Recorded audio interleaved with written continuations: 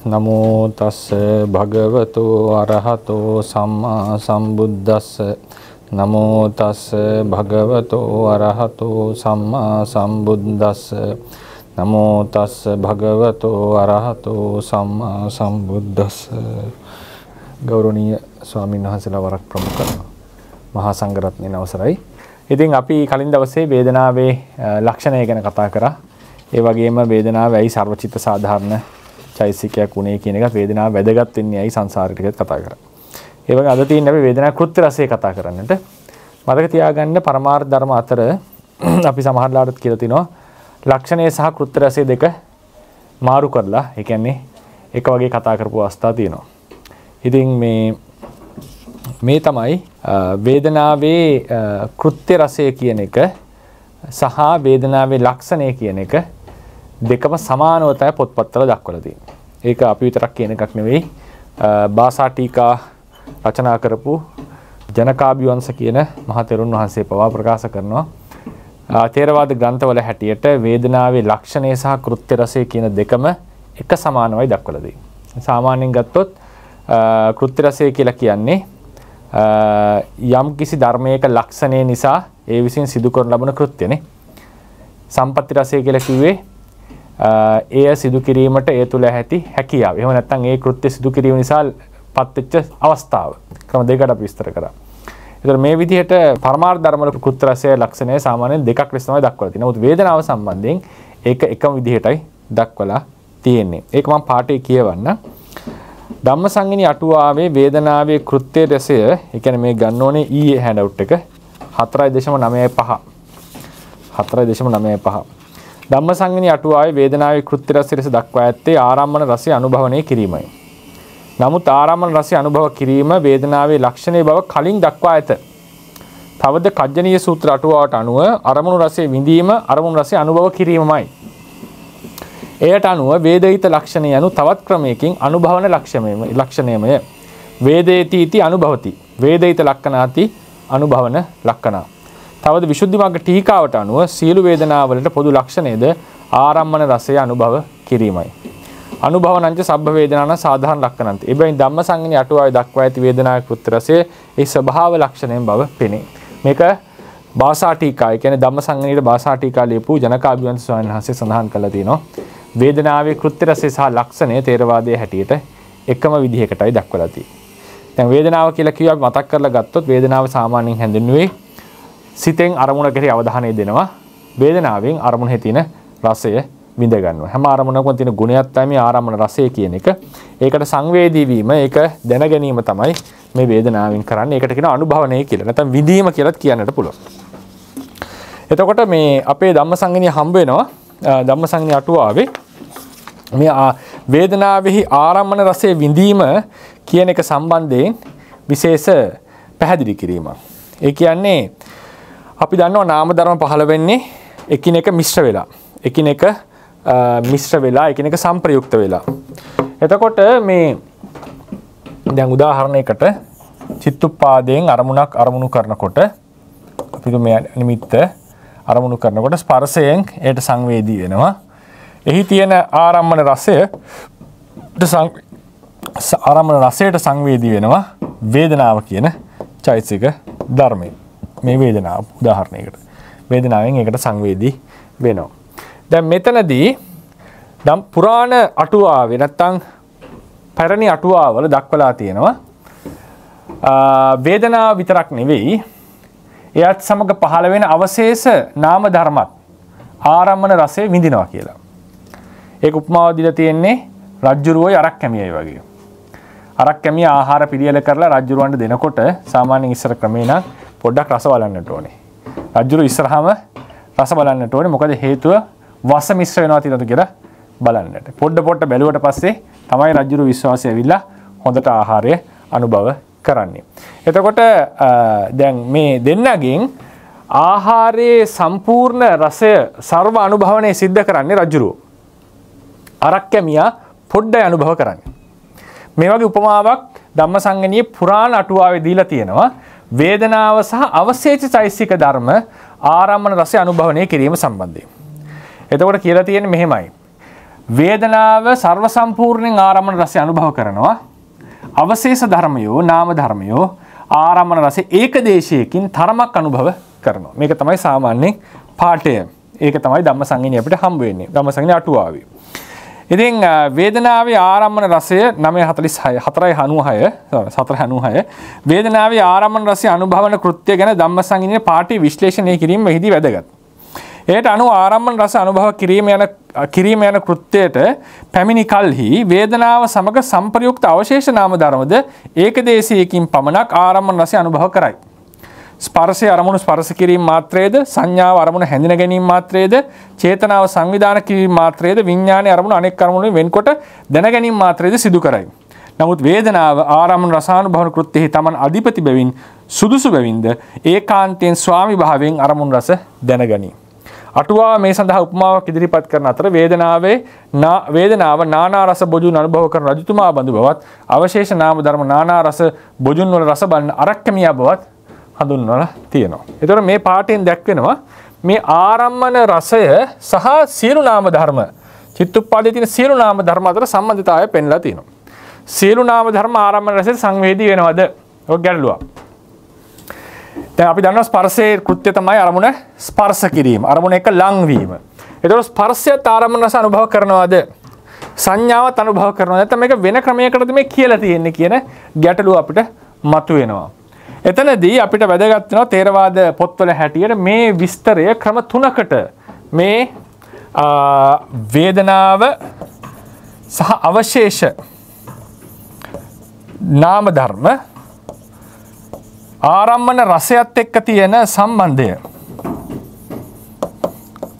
රසය සමග තියෙන සම්බන්ධය දක්වපු ක්‍රම තුනක් අපිට තේරවාදය තුළ හම්බ වෙනවා. එයින් ක්‍රම දෙකක් මූල ටීකාවේ දැක්වෙනවා. ඒ දෙකම බොහෝ දුරට එකිනෙක සමානයි. තුන්වෙනි ක්‍රමය අපිට පරමත්ත දීපණියෙන් හමු වෙනවා. මේ කතා කරන්නේ ඊටාම සියුම් තැනක්. මොකද්ද මේ කතා කරන්නේ? දැන් අපි දන්නවා වේදනාව යනු ආරම්මන රසයට සංවේදී වීම. ඒක අපි එදා ඉගෙන ගත්තා. වේදනාව කියලා කියන ආරම්මන රසයට සංවේදී. අද ඉගෙන ගත්තා වේදනාවේ කෘත්‍ය රසය. වේදනාවේ කෘත්‍ය රසය ඒක ලක්ෂණයටම සමානයි කියලා. මොකද්ද? අනුභවන ලක්ෂණයමයි අනුභවන කෘත්‍යය. ඊට පස්සේ අද අපි මේක දැන් කතා කරන්න යන්නේ අනුභවන කෘත්‍යයේ විශේෂත්වයක්. අනුභවන කෘත්‍යයේ තියෙන විශේෂත්වයක් අපි කතා කරනවා. ධම්මසංගණී අටුවාවට අනුව වේදනාව ආරම්මන රසයේ සර්ව සම්පූර්ණයෙන් විඳිනකොට අවශේෂ නාම ධර්මත් ඒකදේශයකින් ආරම්මන රසය විඳිනවා කියලා පොතේ දක්වලා තිනවා. මොකද්ද මේ විස්තරය? මොකද්ද මේ කියලා තියෙන එක දැනගන්නට ඕනේ. මූල ටීකාවේ දැක්වෙන ක්‍රමයේදී මුල් ක්‍රම දෙකම ගත්තම එකක් උපමා වශයෙන් එකක් මුඛ්‍ය වශයෙන් දක්වලා තියෙනවා. උපමා වශයෙන් කියලා කියන්නේ උපමාවක් ලෙස අරගෙන දෙවෙනි ක්‍රමය මුඛ්‍ය වශයෙන් කියන්නේ කෙලිම ඍජු වශයෙන් දක්වලා තියෙනවා. ඒ ක්‍රම දෙකෙන්ම කියවෙන්නේ මෙහෙම දෙයක්. පළවෙනි එකේදී අරමුණක් ගන්නකොට චිත්තුප්පාදයෙන් වේදනාව ආරම්මන රසය විඳිනවා. ඒක තමයි යාත් කෘත්‍යය. වේදනාව ආරම්මන රසය විඳිනවා. එයාගේ සැබෑ කෘත්‍යය යාත් කෘත්‍යය තමයි ආරම්මන රස විඳීම. ඒක අපි එහෙම ගත්තොත් විඳීම. විඳීම. අනිත් ධර්ම වලට තමන් යාත් කෘත්‍යයන්. ඒ කියන්නේ ස්පර්ශ කිරීම. උදාහරණයකට. හැඳිනීම. සංවිධානය. සංවිධානය කියන්නේ චේතනාවේ කෘත්‍යය. ඒ වගේ ඒ ධර්ම වලට යාත් කෘත්‍යයන් තියෙනවා. මේ කෘත්‍යයන් ආරම්මන රසය විඳීම කියලා කෘත්‍යයක් තියෙනවා. අනුභව කිරීම කියලා කෘත්‍යයක් තියෙනවා. මේ අනුභවන කෘත්‍ය කියන එක විශේෂ කෘත්‍යයක්. ඒක විශේෂයෙන් මතක තියාගන්න. අනුභවණය. ආරම්මන රසය අනුභවණය. මේකෙන් අපි දාර්ශනික කතාවකුත් මේකේ ඉස්සරහට ගන්නට සුදුසුයි. ආරම්මන රස විඳිනවා. අනුභව කරනවා කියන්නේ. මොකද හේතුව මේ අනුභව කිරීම තමයි ආරම්මන රසය අනුභව කිරීම තමයි තෘෂ්ණාවට දෙන හොඳම ආහාරය. තෘෂ්ණාවට දෙන හොඳම ආහාරය. නිසා මේක විශේෂත්වයක් දීලා තියෙනවා මේ අනුභවණයට. මේ අනුභවණය නිසා අනුභවණය කියන එක ගත්තම මේ අනුභවණයේ ක්‍රම දෙකක් දක්වලා තියෙනවා. සර්වානුභවණය, ඒකදේශානුභවණය. ඒකදේශානුභවණය සර්වානුභවණය. සර්වානුභවණය කියන්නේ තමන් හොඳට ආරම්මන රසය විඳිනවා කියන එක. ඒකදේශානුභවණය කියලා කියන්නේ මූල ටීකාවේ ක්‍රමය හැටියට ස්පර්ශය අරමුණ ස්පර්ශ කිරීමම සංඥාව අරමුණ හැඳින ගැනීමම චේතනාව අරමුණ සංවිධානය කිරීමම තමයි ඒක දේශ අනුභවනයක් ලෙස සලකලා තියෙන්නේ. ඒ කියන්නේ ඒක උපමාවක් වශයෙන් අර ඒ මේවා වල තියෙන තම තමන් අයත් කෘත්‍ය තම තමන් අයත් කෘත්‍ය ඒක දේශානුභවනයක් ලෙස සලකලා හරිනේ ඒවා ඒක දේශානුභවනයක් වේදනාව ආරම්මණය නියමාකාරයෙන් අනුභවනය කිරීමක්. එතකොට ඒකෙන් ගම්ම වෙනවා අනිත් සියලුම කෘත්‍ය ඒක දේශානුභවනයකට දාලා තියෙනවා කියන්නේ අනුභවන කෘත්‍ය ඉතා වැදගත්. අනුභවන කෘත්‍ය කියන එකට අනිත් සියලු නාම ධර්මයන්ගේ කෘත්‍යයන් ආදේශ කරලා තියෙනවා. අනුභවන කෘත්‍යයක් බඳුයි. ඒක දේශ අනුභවනයක් බඳුයි කියලා උපමා වශයෙන් අරන් තියෙන තද්දිතයක්. ඒක දේශ අනුභවනයක් විය අනුභවනයක් ලෙස සලකලා අනිත් ධර්ම ආරම්මන රසය අනුභවනය කරනවා යයි සලකනු ලබනවා. වේදනාව කෙලින්ම ආරම්මන රසය විදිනවා. ඒක තමයි වේදනා කෘත්‍යයේ පළවෙනි නිර්වචනයේදී මූල ටික පැහැදිලිවම කියනවා. වේදනාව තමයි ආරම්මන අනුභවනය කරන යාගේ කෘත්‍යය ඒකයි. ඒක දැඩි ඒව වාදයක් ප්‍රකාශනයක් කරනවා. අවධාරණයක් කරනවා. ඒකෙන් කියවෙන්නේ මොකද? අනිත්‍ය අනුභවනය කරන්නේ නැහැ. සැබෑවින්ම ඒවට අනුභවන කෘත්‍යයක් කියලා එකක් නැහැ. මොකද ඒ ධර්ම වලට අයත් ආවේනික ලක්ෂණ තියෙනවා. ස්පර්ශයෙන් කරන අරමුණ ස්පර්ශ කිරීම, සංඥාවෙන් කරන අරමුණ හැඳින ගැනීම, අනුභවන කතාවක් එකේ නැහැ.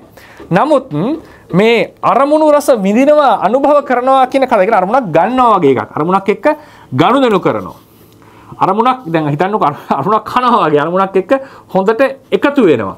ඒ එකතු වීමේදී ඒ අරමුණක් විඳීම කියන සංසිද්ධියේදී වේදනාව මුල් තැන දෙනවා. අනිත් ධර්ම දෙවෙනි තැන ගන්නවා. එතකොට මේ අනුභවණය කියන්නේ මොකක්ද කියන එක විස්තර කරගන්නට වෙනවා. අනුභවණය කියන එක ගත්තම මේ තමයි අරමුණත් එක්ක හොඳට එකතු වෙලා අරමුණ දැනගන්න බව. ඒ කියන්නේ අපි මේ අපිට යම් ඒකෙන් අපි ගම්ම වෙන්නේ මොකක්ද මේ චිත්තුප්පාදයක තියෙන අරමුණ විඳින බව, අරමුණ ගන්න බව, අරමුණත් එක්ක එකතු වෙන බව, අරමුණ අනුභව කරනවා කියන බව තමයි මෙතන මූලික වශයෙන් තියෙන. ඒ කියන්නේ අපි හැමතිස්සෙම අරමුණු එක්ක නිකන් අර උපමාවට අරමුණු කනවා වගේ අරමුණු එක්ක හොඳට සම්බන්ධ වෙනවා. ඒකේ මූලිකයා තමයි සසරට වැදගත් වෙන මූලිකයා තමයි වේදනාව. ඔහු තමයි තෘෂ්ණාවට ආහාරය. අවසානයේදී වැදගත් වෙන්නේ මේ උදාහරණයකට මේ එක්සිස්ටන්ස් එකේ මේ පැවැත්ම වැදගත් වෙන්නේ මේ ඔක්කොම අපිට වැදගත් අපිට හොඳයි අපි ආස හිතෙන දේවල්නේ. ඒ කියන්නේ මේකේ අවසාන කතාව. ඒ කියන්නේ මේක අපි මේ අරමුණු ගන්නවා ජීවත් වෙනවා කියන එක ඉතා වැදගත්. මේකට කැමතියි අපි. ඒ නිසා මේ ඒකෙන් පෝෂණය කරන්නේ තෘෂ්ණාව. ඒක වේදනාව විතර තනියම කරන්න බෑ. වේදනාව තිබුණ නැත්නම් අනිත් ඒ වලින් ඒ වැඩකුත් වෙන්නේ නැහැ. ඒ නිසා මේ සංසාරේ වැදගත් වෙලා තියෙන්නේ වේදනාව නිසා. හැබැයි වේදනාවට තනියම මේ කෘත්‍ය කරන්නට බෑ. වේදනාවට තනියම මේ කෘත්‍ය කරන්න බෑ. අනිත් ධර්මත් අනිවාර්යෙන් අවශ්‍යයි. ඒ නිසා තමයි අටුවාවල අනිත් ධර්මවල කෘත්‍ය ඒකදේශ අනුභවනයක් ලෙසත් වේදනාවේ කෘත්‍ය සර්වානුභවනයක් ලෙසත් දක්වලා තියෙන්නේ. එතකොට මතක තියාගන්න පොදු අනුභවනය කියන්නේ මොකද්ද? පොදු අනුභවනය කියන්නේ මේ ආරම්මණයක් ගනිමින් මේ භවය සසර විඳිමින් මේ තියෙන ගතිය. ඒක තාම දාර්ශනික කතාවක්. ඒ කියන්නේ මේකේ බැරි වෙලා හරි හයිපොතටික් නැත්නම් ඒකට කියන්නේ මොකද්ද? අපි නිකන් උපකල්පනය කරලා මේ වේදනාව අයින් කරා කියන්නකෝ. වේදනාව අයින් කර ගමන් මේ අනුභවණය මේ එක්ස්පීරියන්ස් එක මේ අත්දැකීම ලබනවා කියන එකේ කිසිදු වටිනාකමක් නැති වෙනවා අපිට. අපිට ඒක ප්‍රයෝජන නැති වෙනවා. අපිට ඒක වැදගත් නැති වෙනවා. එතකොට තෘෂ්ණාවට පෝෂණය නැහැ. සංසාරේ යනවා කියන එකක් තේරුමක් නැහැ. ඒ නිසා තමයි මේ අනුභවණය කියන කතාව ඉතා වැදගත්. මේ අනුභවණය ඒකදේශ අනුභවණය සහ සර්ව අනුභවණය කියලා කැඩුවා නැවතිනවා. සර්ව අනුභවණය කියලා කැඩුවා. ඒකදේශ අනුභවණය මූල ටීකාවේ හැටියට පරමද්දීපනි විශ්ලේෂණය ටිකක් වෙනස්. අපි ඒකටත් එමු. මූල ටීකාවේ හැටියට අර ධර්ම එහෙම විඳීමක් කරන්නේ නැහැ වේදනාව වගේ. නමුත් ඒ ධර්ම නැතුව මේ සිද්ධිය වෙන්න බෑ. මේ සංසිද්ධිය වෙන්නට බෑ. අරමුණු දැනගන්නවා, අරමුණු එක්ක ගනුදෙනු කරනවා, අරමුණ විඳිනවා කියන මේ සංසිද්ධියක්වත් වෙන්නට බෑ. ඒ නිසා මේ සියල්ලක්ම ඒකදේශ අනුභවණයකට දැම්මා. වේදනාව තමයි ඩිරෙක්ට් මේ අරමුණත් එක්ක සම්බන්ධ වෙන්නේ. ඒ නිසා ඔහු සර්වානුභවණීය ලෙස සැලකුවා. පළවෙනි එකේදී මේ ධර්මවල කෘත්‍ය ඒකදේශ අනුභවණයක් මෙන් විය සැලකුවා. දෙවෙනි නිර්වචනයේදී මේවා ඒකදේශ අනුභවණයකි කියලා ඒක සනාථ කරා. ඒ කියන්නේ මුඛ්‍ය වශයෙන් සහ උපමා වශයෙන්. දෙවෙනි එකේදී කියන්නේ ස්පර්ශයේ කෘත්‍ය, සංඥාවේ කෘත්‍ය, චේතනාවේ කෘත්‍ය ඒකදේශ අනුභවණයකි. පළවෙනි එකේදී ඒවා ඒකදේශ අනුභවණයක් මෙන්. ඒක මූල ටීකාව කියවනකොට ටිකක් තේරුම් ගන්න අමාරුයි. මේකේ මේ මුඛ්‍ය සහ උපචාර නැත්නම් උපමා වශයෙන් බෙහෙදය භාෂා ටීකාවේ දක්වලා තියෙනවා. පළවෙනි නිර්වචනයෙන් දැක්ුවේ උපමා වශයෙන් හැඳින්වීමක් ලෙසත්, දෙවෙනි නිර්වචනයෙන් මුඛ්‍ය වශයෙන් හැඳින්වීමක් ලෙසත් ජනකාභිවංශ කියන මහතෙරුන් වහන්සේ පැහැදිලිව දක්වලා දෙනවා. ඒක කියවම තේරෙනවා. නමුත් ඒක කියවම කෙනෙක්ට එන්න පුළුවන් ප්‍රශ්නයක් ඇයි එහෙම ගත්තේ? ඇයි එක තැනකදී උපමාවක් ලෙස අරගෙන අනිත් තැනකදී කෙලින්ම ගත්තේ? ඒකෙන් ගම්ම වෙන කරුණ තමයි ඒක විස්තර කරන්නේ. ගම්ම වෙන්නේ අනිත් ධර්ම අරමුණු රසය විඳීමක් කරන්නේ නැහැ කියන එකනේ. අරමුණු රසය විඳීමක් කරන විඳිනවා බඳුයි ලෙස සලකන්න කියලා කිව්වා. දෙවෙනි එකෙන් පෙනෙන්නේ ඔය විස්තර කරලා නැහැ පොතේ. දෙවෙනි එකෙන් පෙනෙන්නේ ඒ අරමුණු රසය විඳ ගන්නට අනිත් ඒවා නැතුව වේදනාවට කරන්න බෑ. ඒ නිසා මේ ਸਰව අනුභවණය කියන අරමුණ විඳ ගන්නවා, අරමුණ දැන ගන්නවා කියන මේ සංසිද්ධිය මේ සියලු දෙනාගේම එකතු වෙලා තියෙන වේදනාව මුඛ්‍යයි. වේදනාව ප්‍රධානයි. ඒකෙන් ගම්ම මේ කතා කරන්නේ ආරම්මන ග්‍රහණය කියන සංසිද්ධිය නෙවෙයි. අරමුණු අපිට ආහාරයක් මදුයිනේ. අපිට නිකන් අපි ඒකත් එක්ක තමයි ජීවත් වෙන්නේ. මේක තිබුණ නැත්තම්. දැන් හිතන්නකෝ මෙහෙම හිතන්න. අරමුණක් නැත්තම් සසරක් තියේද? අරමුණු නැත්තම් සසරක් තියෙන්න බෑනේ. ඒ හිතට මොකක් හරි ඕනේනේ. හිතට කන්න දෙයක්, දකින්න දෙයක්, විඳින්න දෙයක් එපේ. එතකොට මේ අරමුණු දැනගන්නවා කියන සංසිද්ධියේ තියෙන වැදගත්ම අංගයේ සස්තත්වයට මේ අනුභව කිරීම කියන සිද්ධිය. ඒක හුදු මම මේ කියන්නේ වේදනාවේ රස විඳීම විතරක් නෙවෙයි, මේ සම්පූර්ණයෙන් අරමුණත් එක්ක සම්බන්ධ වෙලා අරමුණක් අපි ගන්න බව, අරමුණත් එක්ක එකතු වෙන බව. ඒකේ වේදනාව ප්‍රමුඛයි. අනිත් සංසිද්ධිත් එක්කයි ඒක සිද්ධ වන්නේ. ඒ නිසා කව වේදනාව ප්‍රධාන සර්වානුභවණය, අනිත් ඒවා ඒකදේශ අනුභවණය කියලා. පරමත්ත දීපණී නිර්වචනය ටිකක් වෙනස්. පරමත්ත දීපණීයේදී කියනවා පැහැදිලිවම, ඊටාම පැහැදිලි වචන වලින් මම සියල්ල දීලා ඇති රෙෆරන්ස් බලන්න පාළියේ පුළුවන් අය. පැහැදිලිවම කියනවා සියලුම පරමාර්ථ නාම ධර්මයෝ ආරම්මන රසය විඳ ගන්නවා. සියලු නාම ධර්මයෝ ආරම්මන රසය විඳිනවා. අනිත් වේදනාව කෙලින්ම ආරම්මන රසය විඳ ගැනීම කරන්නේ. හැබැයි අවශේෂ චෛතසික නැත්නම් සිත සහ චෛතසික අවශේෂ නාම ධර්මයෝ තම තමන් අයත් කෘත්‍ය කරමින් තමයි අරමුණු රස විඳින්නේ. එතකොට කිච්ඡන්තර ව්‍යාවට භාවයක් වෙන කෘත්‍ය වලත් නියැලෙමින් තමයි වෙන කෘත්‍යයක් මේ විකෘත්‍ය කරන්නේ. එතකොට අපි කෘත්‍ය දෙකක් කරනකොට අනිවාර්යෙන් අවධානය අඩුයිනේ. නේද? අනිවාර්යෙන් අවධානය අඩු එක කෘත්‍යයකට. ඒ කෘත්‍යෙම බහැලා කරනවා නම් සම්පූර්ණ අවධානය තියෙනවා.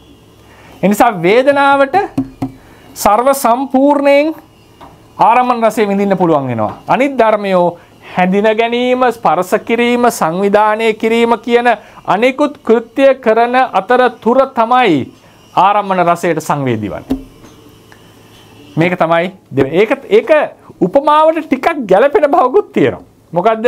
කිව්වේ අරක් කැමියත් රස විඳිනවා, රජ්ජුරුවොත් විඳිනවනේ. රජ්ජුරුව හොඳට කනවා, අරක් කැමියා පොඩ්ඩක් කනවා. ඒතර උපමාවේ හැටියට උපමාව නිකන් ගැලුවොත් එහෙම දෙන්නම රස විඳලා තියෙනවා. දෙන්නම රස. හැබැයි අටුවාවේ මහා පුරාණ අටුවාවේ උපමාව තමයි එතනදී ටිකක් වෙනස්. එතන කියනවා ස්පර්ශයේ ස්පර්ශ කිරීම මාත්‍රේ පමණක් කරයි. සංඥාව හැඳිනීම මාත්‍රේ පමණක් කරයි. චේතනාව සංවිධාන මාත්‍රේ කරයි. ඒ නිසා මූල ටීකාව ගිහිල්ලා තියෙන අදහස් තමයි නෑ. අනිත් ඒවා අරමුණු රස විඳීමක් කරන්නේ නැහැ. ඒ කට්ටිය ආයත් කෘත්‍ය කරනවා. ඒ කෘත්‍ය කිරීම අරමුණු රස විඳීමක් බඳුයි. අනුභවණයක් බඳුයි. නැත්නම් දෙවෙනි ක්‍රමයෙන් ගත්තම ඒවා ආරම්මන රස අනුභවණයක්මයි. අර පොදු කුලකයට දැම්මට පස්සේ. අනුභවණ කෘත්‍ය දැම්මට පස්සේ. එතකොට ඒවා අනුභවණයක්මයි. හැබැයි පරමත දීපණිය අර උපමාවේ තියෙන එකට ගිහිලා විය යුතුයි. උන්වහන්සේ කියනවා නෑ අනිත් ධර්මත් ආරම්මන රසයේ විඳිනවා. ඒකෙන් නිකන් ඒ උපමාවෙන් අපි ඒ ප්‍රකාශනයෙන් ගියොත් එහෙම නිකම්ම ඇඳලා පෙන්නුවොත් මේ වගේ සිද්ධියක්. දැන් මේ වේදනාවනේ කහ පාටෙන් ඇඳේ. මේක ආරම්මන රසයක සංවේදී වුණානේ. මේ ආරම්මන රසය නිකන් අර මොකක් හරි එකට ආරම්මන රසය ගලාගෙන යනවා වගේ උදාහරණයකට. ලීක් වෙනවා වගේ මේවටත් ඒකේ බලපෑමක් තියෙනවා. ආරම්මන රසයේ බලපෑමක් තියෙනවා. ඒක සංවේදී වෙනවා. ඒකෙන් ගම්මේ මොකද මේ මුළු ධර්ම පුංජයම සමූහයම ආරම්මන රසයට සංවේදී. වේදනාව විතරක් නෙවෙයි. එතකොට නිකන් අර මොනවා හරි පාට දෙයක් ඇල්ලුවාම මුළු අතේම පාට ගෑවෙන්න වගේ ආරම්මන රසය බලපානවා චිත්තොත්පාදයටම. වේදනාවට විතරක් නෙවෙයි ඒක හැටියට. හැමෝටම බලපාලා තියෙනවා. ඒක හැමෝටම බලපාන දෙයක් වෙනවා. වේදනාව තමයි බැහැලා මේක කටයුතු කරන්නේ. අනිත්තර බල උදාහරණයකට අර මතක නිස්සන්ද ඵල කර්මයනේ. නිස්සන්ද ඵලවලදී ආනන්ද සිටුවරයට නේද? තමන්ගේ කර්මය විඳින්නේ. හැබැයි වටේ ඉන්න අයට ළඟපහත ඉන්න අයටත් ඒක දැනෙනවා. ඒ වගේ ආරම්මන රසයේ බලපෑම, ඒ කියන්නේ වේදනාවේ බලපෑමනේ මම මේ කියන්නේ. ඒක අපි දැන් අද කතා කරනවා. වේදනාව නිසා අනිත් නාම ධර්මයෝ පිනා යනවා, මිලින වෙනවා. ඒක වෙනම මිලින කියන්නේ මැල වෙනවා. ඒක වෙනම කතාවක්. මේ කතා කරන්නේ ආරම්මන රසයට සංවේදී වෙනවා අවශේෂ නාම ධර්මයෝ. සියලු නාම ධර්ම සංවේදී වෙනවා වේදනාවට මේ ආරම්මන රසයට. වේදනාව ඍජුවම සංවේදී වෙනවා. ඒකයි බලමු ඒ ප්‍රකාශනය.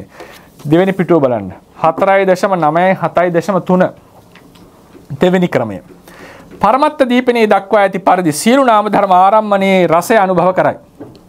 නමුත් වේදනාවෙන් අන්නේ නාම ධර්ම තම තමන් අයත් කෘත්‍යයන් සිද්ධ කරන බැවින් අරමුණු රසය ඍජුවම අනුභව නොකරයි. පාලි වාක්‍ය යට ඇති. යම් ප්‍රමාණයකින් පමණක් අනුභව කරයි. නමුත් වේදනාව ආරම්මන රසයේ අනුභවණය හැර වෙන කෘත්‍යයක් නොකරන නිසාද ආරම්මන රසානුභවණය තමන් ඊශ්වර නිසාද හොඳින් ආරම්මන රසය අනුභව කරයි. එම නිසා අටුවාවේ වේදනාව රජතුමාට හා අනෙකුත් සම්ප්‍රයුක්ත ධර්ම අරක්කැමියාටත් උපමා කොට ඇත. ඒ පාළියේ තියෙන්නේ තේහි කිච්ඡන්තර ව්‍යාවටා හොಂತಿ ආරම්මන රසං උජුං අනුභවිතුං නසක්කොಂತಿ අත්තනෝ කිච්ඡං කරොන්තාව ඒකදේශ මත්තේන අනුභවಂತಿ. මෙතන කෙලින්ම කියලා තියෙන අනුභව කරනවා කියලා. ඒකේ නැහැ වෙන කෘත්‍ය කිරීම අනුභව කිරීමක් බඳුයි කියලා කතා කරලා නැහැ. එතන එහෙම එකක් නෙමෙයි. මේ අනුභව කරනවාමයි. එතකොට උදාහරණයට කලින් පිටුවේ යන ෆුට්නෝට් එක 4ට. ඒකෙදි කියනවා අවසාන ඒ ෆුට්නෝට් එකේ අවසානම ආරම්මන රසේක ඒකදේශ මේව අනුභවಂತಿ ති ඉදං පුසනාදී කිච්ඡං ඒකදේශ අනුභවන මිව හෝති इति කତ୍වා වුත්තං. ස්පර්ශ කිරීම ආදී ඒකදේශ අනුභවනයක් ලෙස සලකලා කියලා තියෙනවා. නැත්තම් වා ඊට පස්සේ වේදිත ස්වභාවෝ ඒවහි අනුභවಂತಿ. ඒකෙන් කියනවා වේදනාව විතරයි අරබන් රසය අනුභව කරන්නේ. අනිත් ඒවා අනුභව කරන්නේ නැහැ. ඒව අනිත් ඒවා බඳුයි කියලා සැලකුවා. වා විකල්පය දෙවැනි විකල්ප පුසනාදී භාවේන වා ආරම්මනක් ගහනං ඒකදේශ අනුභවනං. ස්පර්ශ කිරීම වශයෙන් ආදී ලෙස අරමුණු ගැනීමම තමයි ඒකදේශ අනුභවණය. වේදිත භාවේන ගහනං යථාකාමං සබ්බානුභවනං. වේදනාවෙන් අනුභව කිරීම සර්වානුභව කැමැති පරිදි අනුභව කරන සර්වානුභවණය. ඒතර භාෂා ටීකාවේ කියන මේ දෙකෙන් එකක් උපමා වශයෙන් අනික මුඛ්‍ය වශයෙන්. උපමා කියන්නේ පළවෙනි එකේදී ස්පර්ශාදීයේ කෘත්‍ය ඒකදේශ අනුභවණයක්. ඒකදේශ කියන්නේ කොටසක් කියලා. කියන්නේ තරමක් කියන එක. සම්පූර්ණ නෙවෙයි. ඒකදේශ අනුභවණයක් ලෙස සැලකුවා. දෙවැනි නිර්වචනයේදී ඒකදේශ අනුභවණයක්මයි සැලකුවා. පරමත්ත දීපණේ කිව්වා ඒකදේශයෙන් අනුභව කරනවාමයි කරනවා කියලා. මේ තමයි නිර්වචන තුන අපිට මේකෙදි හම්බ වෙන. ඒ නිසා මේ රාජ උපමාව ඊටා මේක වැදගත් බොහෝ අය අභිධර්ම ඉගෙන ගත්තා මේක ඉගෙනගෙන ඇති මේක සම්බන්ධයෙන් නිර්වචන තුනක් තියෙනවා කියලා අපි තේරුම් ගන්නට ඕනේ. එතනදී මතක තියාගන්න මේ කතා කරන කවරක්ද? මේ ක්‍රම තුනෙන්ම අපි කතා කරලා තියෙන්නේ මොකක්ද? වේදනාව කියන එක highlight කරලා. එයත් එක්ක ඉන්න අනිත් ධර්මත් මේ ආරම්මන රස ගැනීම දැන ගැනීමට තියෙන සම්බන්ධතාවයන් මේ කියලා තියෙන්නේ. මේ ක්‍රම තුනෙන්ම පොදු ලක්ෂණය මොකද්ද? වේදනාව විතරක් කතා කිරීමක් නෙමෙයි මේ හැමෝම මේකට සම්බන්ධයි. උපමා වශයෙන් වෙන්න පුළුවන් මුඛ්‍ය වශයෙන් නැත්නම් ඇත්තම අනුභවන කරනවා කිව්වත් මේ කතා කරලා තියෙන්නේ ආරම්මන රස අනුභවණය කිරීම කියන මේ කෘත්‍යය ඉතා වැදගත් ලෙස අරගෙන තියෙනවා. ඒකට හැමෝම දායකත්වය දීලා තියෙනවා. ඒ කියන්නේ මේක තමයි සසර තියෙන වැදගත්ම අංගය ඇත්තටම කියනවනම්. මේක නිසා තමයි අපි සසරට කැමති. මේක තමයි තෘෂ්ණාවේ ආහාරය. ඒ නිසා මේ වේදනාව කියන ධර්ම ඒ නිසායි මතක තියාගන්න ස්කන්ධ බෙදෙනකොට ඇයි වේදනා ස්කන්ධය වෙනම ගත්තේ? ඒක විපල්ලාස වලට ලොකුම මේක ආහාරයක්. වේදනාව ආහාර වෙන්නේ මොන විපල්ලාසයටද වැඩිපුරම? දුක්ඛේ සුඛ විපල්ලාසයට. මේ සසර සැපයක් ලෙස දැනෙන්න ප්‍රධානම හේතුව සැප වේදනාවනේ. මේ සසර සැපයක් ලෙස හැදෙන්න ප්‍රධානම හේතුව සැප වේදනාව. ඒක කෙරෙහි තියෙනවා මේක සැපක් කියලා හැඟීම. ඒ නිසා සැප වේදනාව සහ ඒ සැප වේදනාවට හේතු වෙන සියලු ධර්මියෝ සැපයක් ලෙස අපි සලකනවා. ඉතින් විශේෂයෙන්ම සැප වේදනාව ගෙන දෙන මේ ආරම්මන ග්‍රහණය නැමැති ක්‍රියාව. ඒ කියන්නේ අරමුණක් එක්ක සංවේදී වීම. අරමුණක් විඳින බවත් එක්ක සංවේදී වීම. එහෙම කියන්නේ විඳමින් සංවේදී වීම. නිකං සංවේදී වීම නෙවෙයි. දැන් ඔය සාමාන්‍යයෙන් නියුරෝ මොකද්ද මේ ලෙඩක් තියෙනවා. ඒ මොලේ තියෙන පොඩි අඩුපාඩුවක් වුණාම එයාට මුහුණු හඳුනා ගන්න බැරි ප්‍රශ්නයක් සමහරවිට තියෙනවා. facial recognition නැහැ. තව එකක් තමයි ඒ facial recognition එක අඳුර ගන්න පුළුවන් අර හැඟීම නැහැ. දැන් අපිට අම්මා දකින්නකොට එනවනේ එක්තරා හැඟීමක් එක්කනේ ඒක එන්නේ. අපිට කවුරු කාටගෙන බිරිඳ දකින්නකොට ස්වාමියා දකින්නකොට දරුවෝ දකින්නකොට දැන් බිරිඳ දකින්නකොට එන හැඟීමයි දරුවෝ දකින්නකොට හැඟීමයි සමාන වෙන්න බෑනේ. ඒතොර ඒ දර්ශනයත් එක්ක යම් හැඟීමක් මිශ්‍ර වෙලා තියෙනවා. ඉමෝෂන් එකක්. ඒතොර මේ ඉමෝෂන් එක නැති වෙන අවස්ථා හැම කලාතුරකින් මිනිස්සුන්ට වෙලා තියෙනවා. ඉතින් අන්තිමට පෞල් ප්‍රශ්න වෙලා දික්කසාද වෙන මට්ටමට. ඊට පස්සේ මේ මිනිස්සයාට සමහරලාට තේරෙන්නේ මොන විහිළුවටද hina වෙන්න ඕනේ. මොකටද මෙයා වෙන්න ඕනේ කියලා එහෙම ප්‍රශ්න තිබිච්ච අය තිබිලා තියෙනවා. ලෝකේ ඉඳලා තියෙන හැම මිනිස්සු. ඒ කියන්නේ නියුරෝන් මොලේ දින පොඩි අඩුපාඩුවක් නිසා කියලා. ඒතර මේ කියන්න හදන්නේ අපේ සාමාන්‍ය ඉඳ එකෙන් කියන්නේ වේදනාවක් නැති වුණා කියන එක නෙවෙයි. කියන්න ඕනේ අපේ සාමාන්‍ය හැම අත්දැකීමකම තියෙනවා මේ එක්තරා විඳින ගතියක්. සංවේදී බවක්. ධර්මයේ හැටියට චක්කු විඥානෙත් ඒක තියෙනවා. ඒ නිසා තමයි මේක ඊටාව ප්‍රසන්න දෙයක් ලෙස වටින දෙයක් ලෙස වැදගත් දෙයක් ලෙස අපිට දැනෙන්නේ මේ හැම ආරම්මන ග්‍රහණයකම මේ අනුභවණය කියන කෘත්‍යය ආරම්මන රසයට සංවේදී වෙනවා කියන කෘත්‍යය තිබෙනවා. ඒ නිසා මතක තියාගන්න මේ අනුභවණය ඊටාම වැදගත් මාතෘකාවක්. හැබැයි මේ අනුභවණයක් වෙන්න බෑ අවර ආරම්මණයට අවධානය දුන්නේ නැත්නම්. ඒ නිසා සිත ප්‍රධානයි තාම. සිත ප්‍රධානයි ආරම්මන ග්‍රහණය ප්‍රධානයි. ඒකේ අනුභවණයේ විශේෂතන. මේ අනුභවණය උනේ ලං වෙච්ච නිසා ආරමුණට. ස්පර්ශය අනුභවණයටත් මූලිකයි. නමුත් වැදගත් වෙලා තියෙන්නේ මේ අනුභවණය. සංඥාවත් වැදගත්. සංඥාව නිසා හඳුන ගැනීම තියෙනවා. වෙන් කරගෙන distinguishing. අපිට එකිනෙකා වෙන් කරගන්න අරමුණු දෙකක් පටලව ගන්න නැති වෙන බල. ඒක විතා වැදගත්. ඒක අත්‍යවශ්‍ය සාධකයක්. නමුත් අර මේ රසය මේ කැමැත්ත ඇති වෙන්න ප්‍රධානම හේතුව සංඥාව නෙවෙයි. විඳීම. ඒක තමයි වේදනාවෙන් සිද්ධ කරලා තියෙන ප්‍රධාන වශයෙන්. ඊළඟට මම තව පොඩි කරුණක් මේකේ දක්වන්නට කැමතියි. මේකෙදි ෆුට්නෝට් 4 දෙවෙනි පිටුවේ ෆුට්නෝට් එකේ අවසාන බලන්නේ පළවෙනි ලයිනේ පුසනාදී භාවේනවා ආරම්මනක් ගහනං ඒකදේශ අනුභවන. මොකද්ද මේකේ? ස්පර්ශ කිරීම වශයෙන් අරමුණ ගැනීම. මතකදී පාඩමේ මුල් අවස්ථාවේදී මම කිව්වා ආරම්මන ග්‍රහණ තුනක් තියෙනවා කියලානේ. ප්‍රාථමික ආරම්මන ග්‍රහණය, ද්විතීක ආරම්මන ග්‍රහණය සහ සර්ව චිත්තෝත්පාදයෙන් සම්පූර්ණයෙන් ආරමුණ ගැනීම. සාමූහික ආරම්මන ග්‍රහණය. ද්විතීක ආරම්මන ග්‍රහණය කියේ මොකද්ද? ඒ චෛතසික වලින් අරමුණු ගැනීම කියන එක. ස්පර්ශයේ අරමුණ ස්පර්ශ කිරීම, සංඥාව අරමුණ හැඳිනීම, චේතනාව අරමුණ චිත්තචෛතසිකයෝ අරමුණ කෙරේ සංවිධානය කිරීම වගේ කරුණොත් ආරම්මන ග්‍රහණයක් ලෙසයි සලකලා තියෙන්නේ. හැබැයි ඒක සිතෙන් කරන අරමුණු ගැනීම නෙවෙයිනේ. චෛසික තම තමන් නවත් කෘත්‍ය කිරීම. දැන් බලන්න මේ වාක්‍ය. පුසනාදි භාවේන වා ආරම්මන ගහන. ස්පර්ශ කිරීම වශයෙන් අරමුණු ගැනීම ඒකදේශ අනුභවනයක්. එතකොට ස්පර්ශයත් අරමුණ ගන්නවා කියලා අපි කියන්නේ. හැබැයි ඒ අරමුණු ග්‍රහණය සාමූහික ආරම්මන ග්‍රහණයක් නෙවෙයිනේ. එයාට අයත් කෘත්‍ය. ඒකට අපි නම් කරේ ද්විතීක ආරම්මන ග්‍රහණයක් කියලා. සිතෙන් කරන ආරම්මන ග්‍රහණය ප්‍රාථමික ආරම්මන ග්‍රහණය. මේ සියලු දෙනා එකතු වෙලා කරන ආරම්මන ග්‍රහණය මොකද අපි ඒකට දුන්නේ? සාමූහික ආරම්මන ග්‍රහණය. වැදගත් වෙන්නේ සාමූහික ආරම්මන ග්‍රහණය අන්තිම. නමුත් අධ්‍යයනයේදී අපිට මේ බෙදීම ඉතා වැදගත්. ඊළඟට මේ පරමත දීපණී එන නිර්වචනයේ මත මේකේ මම කවරක් හරිද කවරක් වැරදිද කියන තරම් අපිට හැකියාවක් නැහැ. ඉතින් මේ නිර්වචන මත ඉඳගෙන සමහරුන්ට මේක ප්‍රිය වෙන්න, සමහරට අරක ප්‍රිය වෙන්න පුළුවන්.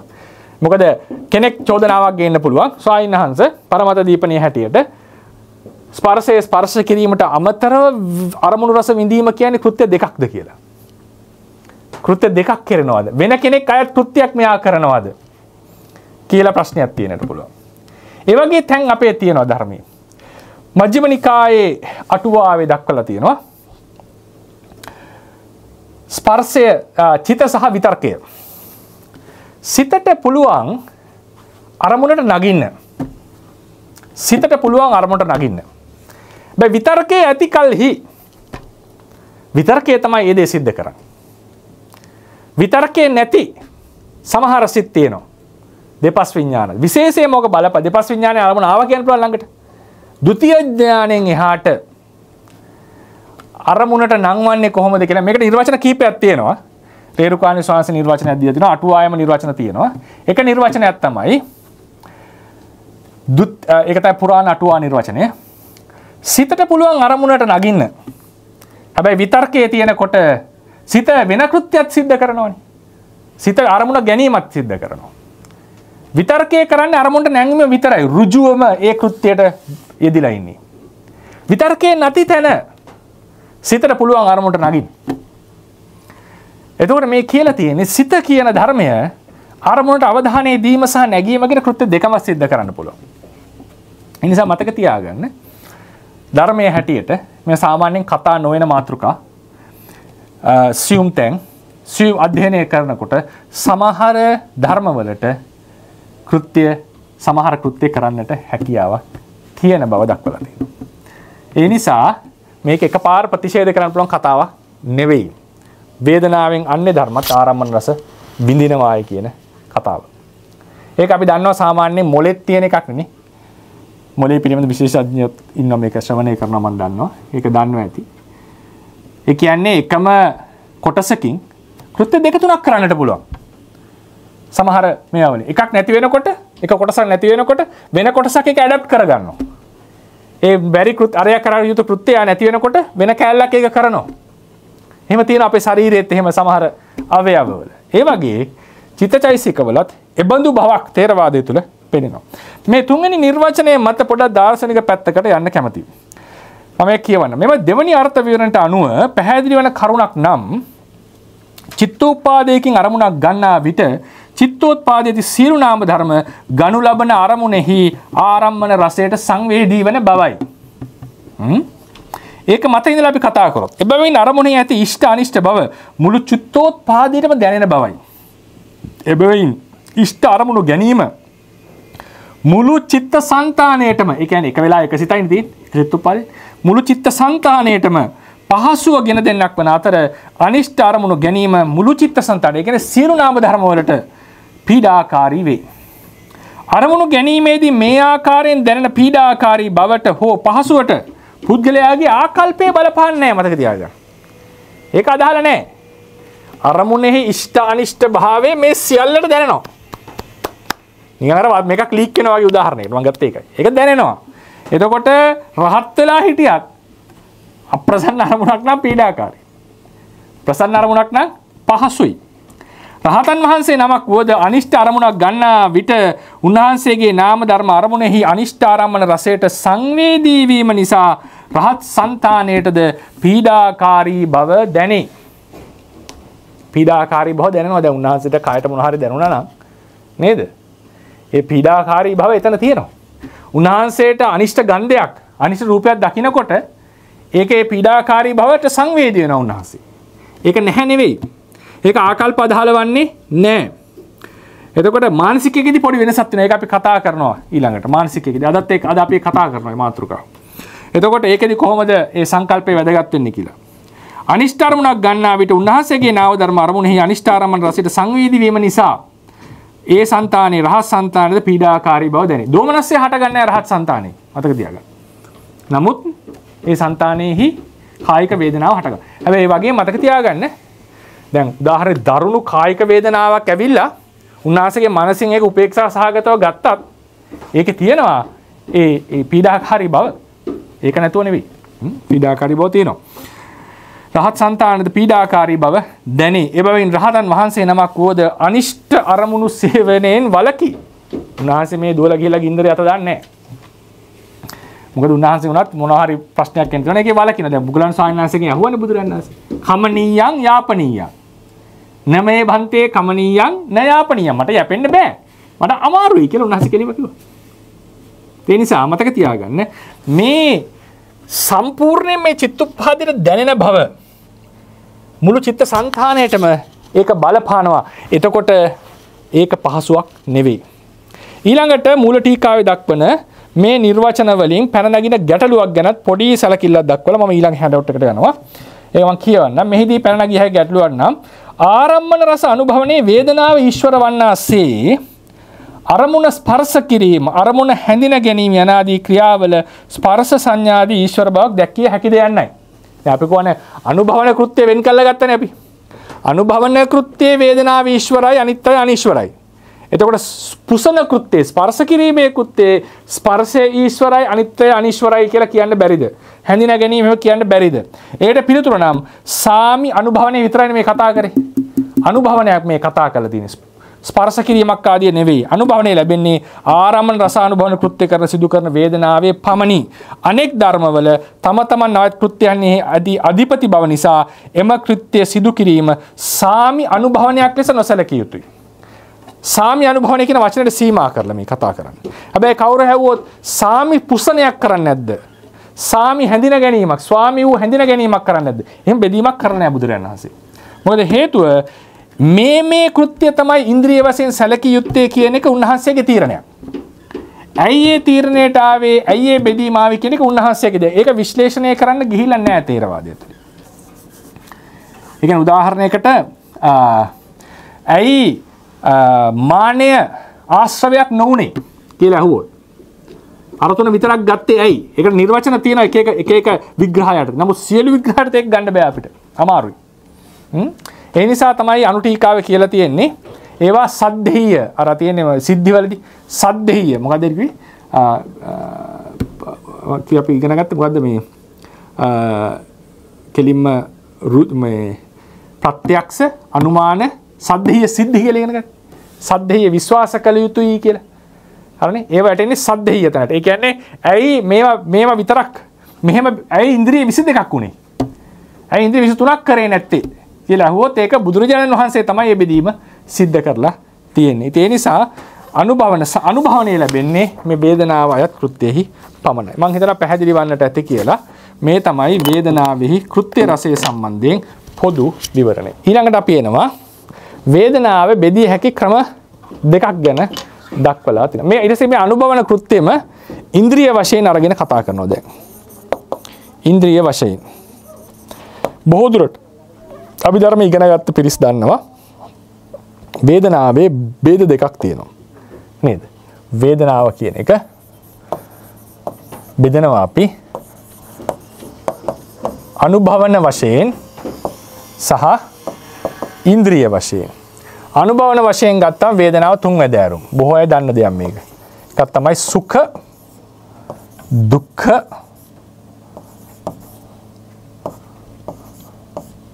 අදුක්ඛම සුඛ.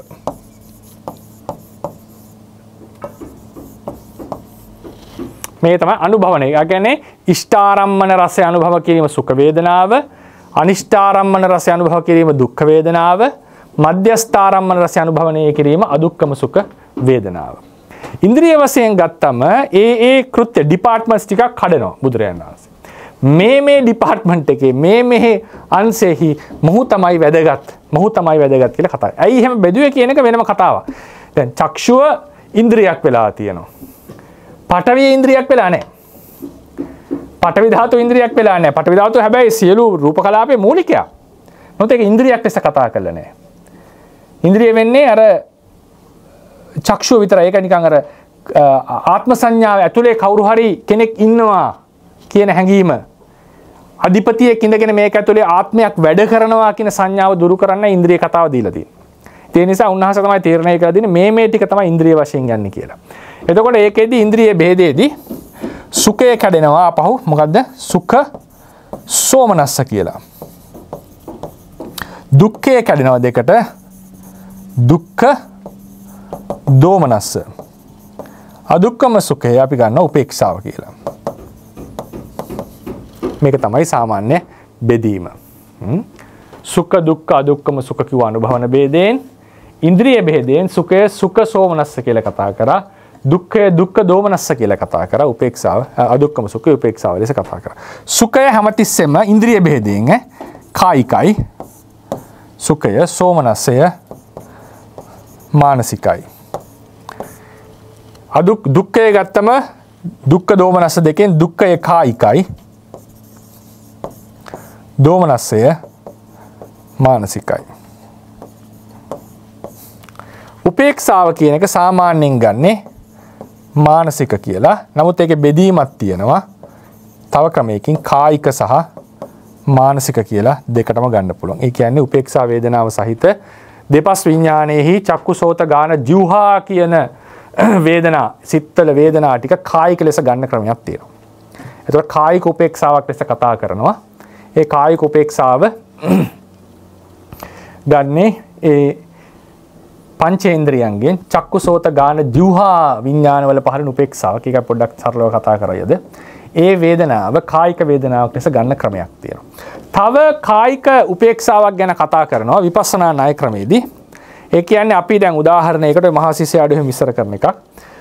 අපි දැන් ඉඳගෙන ඉන්නකොට කය ස්පර්ශ වෙනකොට විශේෂ සුඛයක් හෝ විශේෂ දුක්ඛයක් දැනෙන්නේ නැත්නම් ඒක කායික උපේක්ෂාව ලෙස සලකන්නටේ කියලා උන්වහන්සේ විවරණ දීලා තියෙනවා. ඒ කියන්නේ දැඩි දුක් වේදනාවක් આવොත් ඒ කායික දුක්ඛයක්, හොඳ සැපවත් බවක් භාවනාවෙන් සැහැල්ලුවක් නැත්නම් හුලඟක් හමලා එහෙම වුණොත් එහෙම ඒක කායික සුඛයක්. අර අපේ ඇඟ ස්පර්ශ වෙලා තියෙන පොළවේ මොකක්වත් අර කිසිම මං කියන්නේ ගතියක් නැතිව නිකන් ඔහේ තියෙන එකක් නේ නිකන් නේ. එතකොට ඒ දැනෙනවනේ දැනීමක් තියෙනවනේ. නේද? ඒක කායික උපේක්ෂාව ලෙස සලකන්නට කියලා දෙනවා. ඒක විපස්සනා ණය ක්‍රමයේදී සමහර ආචාර්යවරු ගන්න ක්‍රමයක්. නමුත් ධර්මපරයයන් ගත්තම ඒක ධනපරයයන් ගත්තම කායික උපේක්ෂාව කියලා කියන්නේ චක්කු සෝත පිටනේ කයත් එක්ක තියෙනවනේ. ගාන ජීවහා කියන හතරේ තියෙන උපේක්ෂා වේදනාවට. ඒක තමයි තවත් එක බෙදීමක්. ඉතින් මේකෙදී අනුභවණය ගත්තම ආරම්මන රසයේ විඳින විදියට ගත්තම ඉෂ්ඨාකාරයෙන් ඉෂ්ඨාරම්මන රසයේ විඳීම හෝ ඉෂ්ඨාකාරයෙන් ආරම්මන රසයේ විඳීම සුඛ වේදනාව. කායික මානසික ભેදයක් ඕනේ නැහැ ඒකට. අනිෂ්ඨ ආරම්මන රසයේ විඳීම හෝ අනිෂ්ඨ ලෙස ආරම්මන රසයේ විඳීම දුක්ඛ වේදනාව. මධ්‍යස්ථ ලෙස ආරම්මන රසයේ විඳීම අදුක්ඛම සුඛ වේදනාව. එතනදී පොඩි විශේෂයක් දක්වන්නට ඕනේ. ඉෂ්ඨාරම්මණය ස්වභාවයෙන් ඉෂ්ඨාරම්මණය හෝ ඉෂ්ඨ ලෙස ආරමුණ විඳීම සුඛ වේදනාව.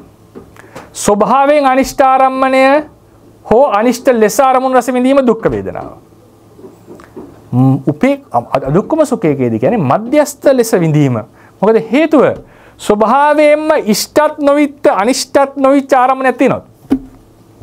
තියෙන්නට බැහැ අභිධර්ම පරයයනේ. එහෙම වුණොත් එහෙම ඒ වගේ මධ්‍යස්ථ රූපයක් ඉස්සරහට આવුත් පේන්නේ නැති වෙන්න ඕනේ. ඒ කුසල විපාක චක්කු විඤ්ඤාණයක්ද අකුසල විපාක චක්කු විඤ්ඤාණයක්ද කියලා ප්‍රශ්නයක් නේද? නේද? එක්ක අභිධර්ම ක්‍රමයෙන් බැලුවොත් ඉෂ්ඨ හෝ අනිෂ්ඨ. හැබැයි තියෙනවා ඉෂ්ඨ මධ්‍යස්ථ අනිෂ්ඨ මධ්‍යස්ථ කියලා එකක් තියෙනවා. අපි ඊයේ කතා කරේ එදා. ඒකට පොදුවේ මධ්‍යස්ථ කියලා ගන්න පුළුවන් අපිට. හැබැයි අභිධර්මයෙන් ගැඹුරෙන් විශ්ලේෂණය කරොත් මධ්‍යස්ථ ආරම්මණයක් කියලා එකක් අපිට හොයාගන්න බැරි වෙනවා. එතන මධ්‍යස්ථ අදුක්කම සුඛ වේදනාවට අර්ථකථන දෙන්න ඕනේ. මධ්‍යස්ථ ලෙස අරමුණු රස විඳින බව. ඒක අපිට දැන් අද හෑන්ඩ් අවුට් එකේ මට ඔක්කොම කරන්න බැරි වෙයි. ඉදිරියේදී කියවද්දී හම්බ වෙයි. කොහොමද මේ නිර්වචනයන් දීලා තියෙන්නේ කියලා. එතකොට අනුභවන ભેදය කියන්නේ අරමුණු රස මිදීම අනුව. ඊට පස්සේ ඉන්ද්‍රිය ભેදය කියලා ගත්තම ඉන්ද්‍රිය කියලා කියන්නේ ඒ කෘත්‍යයන් වල අධිපති බව. ඒ කෘත්‍යයන් තමන් අයත් කෘත්‍යයන්හි අනිත් ධර්මයන් වසඟයේ පවත්තන බව. එහෙමත් නැත්නම් අනිත් ධර්මයන්ට නැත්නම් චිත්තසංතානයට ඔහු නැතුව ඒ කෘත්‍ය කරන්න බැරි බව. ඔහු නැතුව ඒ කෘත්‍ය කරන්න බෑ. දැන් උදාහරණයකට අපි ගත්තොත් ශ්‍රද්ධාදී පංච ඉන්ද්‍රිය අපි හඳුන්වන්නේ කොහොමද? විශ්වාස කිරීම කියන එක ගන්න. අරමුණක් විශ්වාස කිරීම. මොනවා නිකන් විශ්වාස කිරීම නෙවෙයිනේ. දැන් මම කිව්වොත් මගේ කුටියේ පොත් රාක්කයක් තියෙනවා කියලා. ඒක විශ්වාස කරත් එකයි නැතත් එකයි. කිසි ප්‍රශ්නයක් නැහැ නේ. ඒක විචිකිච්ඡාවක් නෙවෙයි. ඒක මම කෙරෙහි තියෙන මම බොරු කියන්නේ නැහැ මේ හාමුදුරුවෝ කියලා හිතන විශ්වාස. බොරු කියනවා කියලා හිතුවොත් ඩවුට් කරයි. තියෙන්න පුළුවන් නොතියෙන්න පුළුවන් කියලා කියන. හැබැයි පරලොවක් ඇතිද නැතිද කියන ප්‍රශ්නය ආවොත් මේක සැබවින්ම ඔබගේ సంతානයේ කුසල අකුසල බවක් රැස් කරවන සැකයක්. එතන අන්සර්ටන්ටි එකක් එනකොට ඒක තමයි විචිකිච්ඡාව කියලා. ඒ වගේ ගැඹුරු සාමාන්‍ය මනුෂ්‍ය පතේ ඉක්මවපු ගැඹුරු කරුණු කාරණා පිළිබඳ විශ්වාස කරන්නට නම් සිතෙහි තියෙන්නට ඕනේ එක්තරා පැහැදිච්ච බවක්. එහෙම නැතිව සිතට බෑ ඒ දේ විශ්වාසයට ගන්නට, ඒ දේ පිළිගන්නට, ඒ දේට වැද ගන්නට ඉඩ දෙන්නට හැකියාවක් නැහැ. ඔපයක් තියෙන්නට ඕනේ. ඒ නිසා විශ්වාස කිරීම නිකන් දේවල් නෙවෙයි, ගැඹුරු ධර්මයක්. සත්‍ය වශයෙන් තියෙන ගැඹුරු ධර්මයක් විශ්වාස කරන්නට චිත්තසංතානයට බෑ ශ්‍රද්ධාවෙන් තොරව. ඒ වගේම අනිත්‍ය දුක්ඛ අනාත්ම බඳු ගැඹුරු ලක්ෂණයක් දැනගන්නට බෑ චිත්තසංතානයට ප්‍රඥාවෙන් තොරව. ඒ නිසා ඉන්ද්‍රිය අපි විස්තර කරනකොට ඒ කෘත්‍ය කිරීමේදී කෘත්‍යයන්හි අනිත් ධර්මයන්ට අධිපතිකම් කරන අනිත් ධර්මයන් තමන්ගේ වසඟේ පවත්වන ධර්ම වලට ඉන්ද්‍රිය කියනවා. ඒ වගේ මතක තියාගන්න ඒ කෘත්‍ය කිරීමෙහි මූලිකයා ඔහු නැතුව ඒක කරන්න බෑ. ඔහු නැතුව ඒ දේ වෙන්නේ නැහැ. ඒ දේටත් ඉන්ද්‍රිය කියලා කියනවා. දැන් වේදනාවේ ඉන්ද්‍රිය භේදය දක්වලා තියෙන්නේ සමහර පොත්වල පරමත්ත දීපනීය ක්‍රමයට. මොකද්ද? පරමත්ත දීපනීය ක්‍රමයේ හැටියට අරමුණු රස සියලු දෙනාම විඳිනවා. හැබැයි වේදනාව ඒ අතර ඊශ්වරයි. වේදනාව යම් ක්‍රමයකට අරමුණු රස විඳීද ඒ ඉක්මවලා වෙන අයට අරමුණු රසය විඳින්නට බෑ. තව ක්‍රමයකට අපි ගියොත් අර කලින් ක්‍රමයට මේ අනුභවණය කියන විශේෂ කෘත්‍ය සංසාරයේ දිග්ගස්සන්නට හේතු වෙන මේ විශේෂ කෘත්‍ය ਸਰව සම්පූර්ණ වෙන්නේ වේදනාවේ අනුභවන රසය තියෙන නිසා. ඒතර කෙනෙක් අහන්නට පුළුවන් ඇයි වේදනාව පස් ක්‍රමයකට කැඩුවේ සුඛ දුක්ඛ උපේක්ඛා කියලා කඩන්න නැතුව? ඒකට හේතුව තමයි කායික වේදනාවේ තියෙන සාතිසය භව. සාතිසය භව කියන ප්‍රබල භව. ඒක අපි මං හිතන්නේ දැන් විනාඩි 5යි තව තියෙන්නේ. ඒක අපි පුළුවන් වුණොත් හෙට අනිත් දවසේ කතා කරමු. සාතිසය භව. සාතිසය භව කියලා කියන්නේ සුඛ වේදනාව දෙක ගත්තොත් මානසික සුඛයයි කායික සුඛය දෙක අතරින් මොකද වැඩිපුර දැනෙන්නේ අපිට? නිකන් අපි ඇඟට දැනෙන්නේ කොහොමද? ඇඟට කායිකේ තමයි ඇඟට දැනෙන්නේ. අපි කියන්නේ සාමාන්‍ය අර හොඳට දැනෙන්නේ මොකද්ද කියලා අහුවොත් කායික සුඛයනේ. මානසික සුඛයට මේක කෙලින්ම දැනෙන එක. මානසික සුඛය සැබවින්ම සුඛ අරමුණක් කෙරෙහි තෙන්නට පුළුවන්. සැබවින්ම සුඛය ඉෂ්ට අරමුණක් කෙරෙහි, ඉෂ්ට නොවන අරමුණක් කෙරෙහි එන්නටත් පුළුවන්. අතන එහෙම නෙවෙයි, කෙලින්ම ස්පර්ශයේ ඝට්ටණය සිද්ධ වෙලා කෙලින් මේ ඉෂ්ට බව දැනෙනවා කයට. ඒක හරි tangible අපි කියන්නේ දැනෙන දෙයක්. ඒක හොඳට දැනෙනවා. ඒක නිසා යාගේ සාතිසය භාව වැඩි. ඒ නිසා කියනවා මේකයි බලන්න මම අනිත් දවසේ කරන උපබ්‍රූහණයක් තියෙනවා යාගේ. උපබ්‍රූහණයක්. ඒ කියන්නේ අනේකුත් චිත්තචෛසික සංප්‍රයුක්ත චිත්තචෛසික ධර්මය වඩවනවා, පීනනය කරනවා, පිනවනවා. ඒක මානසික සුඛයේ තියනවා කියලා අටුවාවේ කියනවා ටීකාවේ. නමුත් සාතිසය භව බලවත් භව වැඩි කායික සුඛේ සහ කායික දුක්ඛෙහි. ඒ නිසා මේ දෙකට වෙනම ඩිපාර්ට්මන්ට් දෙකක් වෙනම බෙදීම් දෙකක් දීලා තියෙනවා බුදුරජාණන් වහන්සේ. අනිත් එක බලන්න වැඩිපුරම අපි කැමති වන්නේ මොකේද? මේ කායික සුඛයට. අර උපමාව දීලා තියෙන්නේ නේද? ලෝභයේ උපමාව බලන්න වඳුරා කොහොල්ල ගොඩේ යරෙනකොට නේද? පළවෙනියෙන්ම එක අතකින් ගැහුවා. චක්ෂුවෙන් ඇලුනා. ඊළඟට සෝතය, ගාණය, ජීවහාව, කාය උපමාදින තියෙන ඔළුවෙන් ගැහුවානේ. කොහොල්ල ගොඩේ දැන් කොහොල්ලක ඇල්ලුවා. කොහොල්ල බබෙක් තියෙනවා. මොකක්ද සතෙක්. මෙයා ගිහිල්ලා වඳුර අල්ලනවා. ඉතින් හල්ලන්න බැලුවම මම ඇලුනා. ඒක ගලවන්න කියලා අනිත් අතින් අල්ලන්න ගියාම ඒකත් ඇලුනා. ඒ අත ගත්තේ මේක ගලවන්න කියලා. නමුත් දෙකම ඇලුනා. ඒක කකුල දුන්නාම එක කකුලත් වෙනවා අනිත් කකුලත් ඇලුනා. දැන් හතරකින් ඇලිලා දැන් ඉන්නේ වඳුරා. ඊට පස්සේ මොකද කරන්නේ? ගැලවෙන්න කියලා ඔළුවෙන් ගහලා ගැලවෙන්න හදනවා. ඒතර ඔළුවත් අහුණා. ඊට පස්සේ මොකක්වත් කරගන්න බෑ. අනිවාර්යෙන් වැද්දට අහු වෙනවමයි. උපමාදින කයෙන් කරන ඇලීම, කයෙන් කායිකව ඇතිවන ලෝභය. උපමාදින ඔළුවෙන් ගහන එකට. ඒ කියන්නේ ගැලවිල්ලක් නැති තැනටම අහු වෙන තැන. කායික ස්පර්ශය. සත්වයන්ට තියෙන ලොකුම ආසාවනේ, ආසාවක්නේ ලිංගික ආසාව කියලා කියන්නේ. ඉතින් මේක කයකින් තොරව කරන්න බෑනේ. මේ ආසාව සම්පූර්ණ වෙන්නේ කය තුලින්. ඒ නිසා කාම ලෝකයේ තියෙන ප්‍රධානම සැපය තමයි මේ කාමුක කායික ලිංගික ආසාව. ඒක කාය ඉන්ද්‍රියකින් තොරව කරන්න බෑ. එතකොට ඒ නිසා මේ කායික වේදනාවට ඉතිහා විශේෂ තැනක් දෙනවා බුදුරජාණන් වහන්සේ.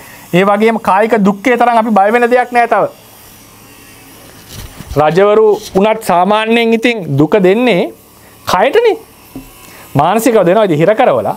නැත්තම් ඉස්සර තිබිලා තියෙන මහා අසාධාරණ නඩු තීන්දුව පවුලේ ඝාතනය කරනවා වගේ මහා අතිශයින්ම අමානුෂික දේවල්. නමුත් සාමාන්‍යයෙන් දඩුවමක් දෙනකොට Tamanට දෙන අතක් කපන එක, කකුලක් කපන එක, දඩු කඳේ ගහලා තියෙන එකනේ. ඈ අපායෙත් එහෙමනේ කාය අපායෙ දෙන්නේ කායික දුක්ඛය. ඒ නිසා මේ එක සතර අපායේ പ്രേත ලෝකයේ නිරයේ තඩියපුරම තියෙන කායික දුක්ඛය. ඒක මානසික දුකට හේතු වෙනවා. අනිත් මේක අභිභවන්න හරි අමාරුයි. මේක එනකොට. රහත් సంతානයේ පවා දුර්වල වෙනවනේ. රහත් సంతානයේ පවා දුර්වල වුණා. බුදුරජාණන් වහන්සේ පවා අන්තිමට චුන්දහාමුදුරන්ට කියන්න කියලා ඒක අහලනේ උන්වහන්සේ නැගිට්ටේ වේදනාවේ. තනියම බැරි වුණාද උන්වහන්සේට මම දැන් පුළුවන් වුණාද බැරි වුණාද අන්තිමට කිව්වනේ පටිභාතු තං චුන්ද බොජ්ජංග කියලා කිව්වනේ. ඒක අහලනේ උන්වහන්සේ නැගිට්ට කියලා කියන්නේ සූත්‍රේ.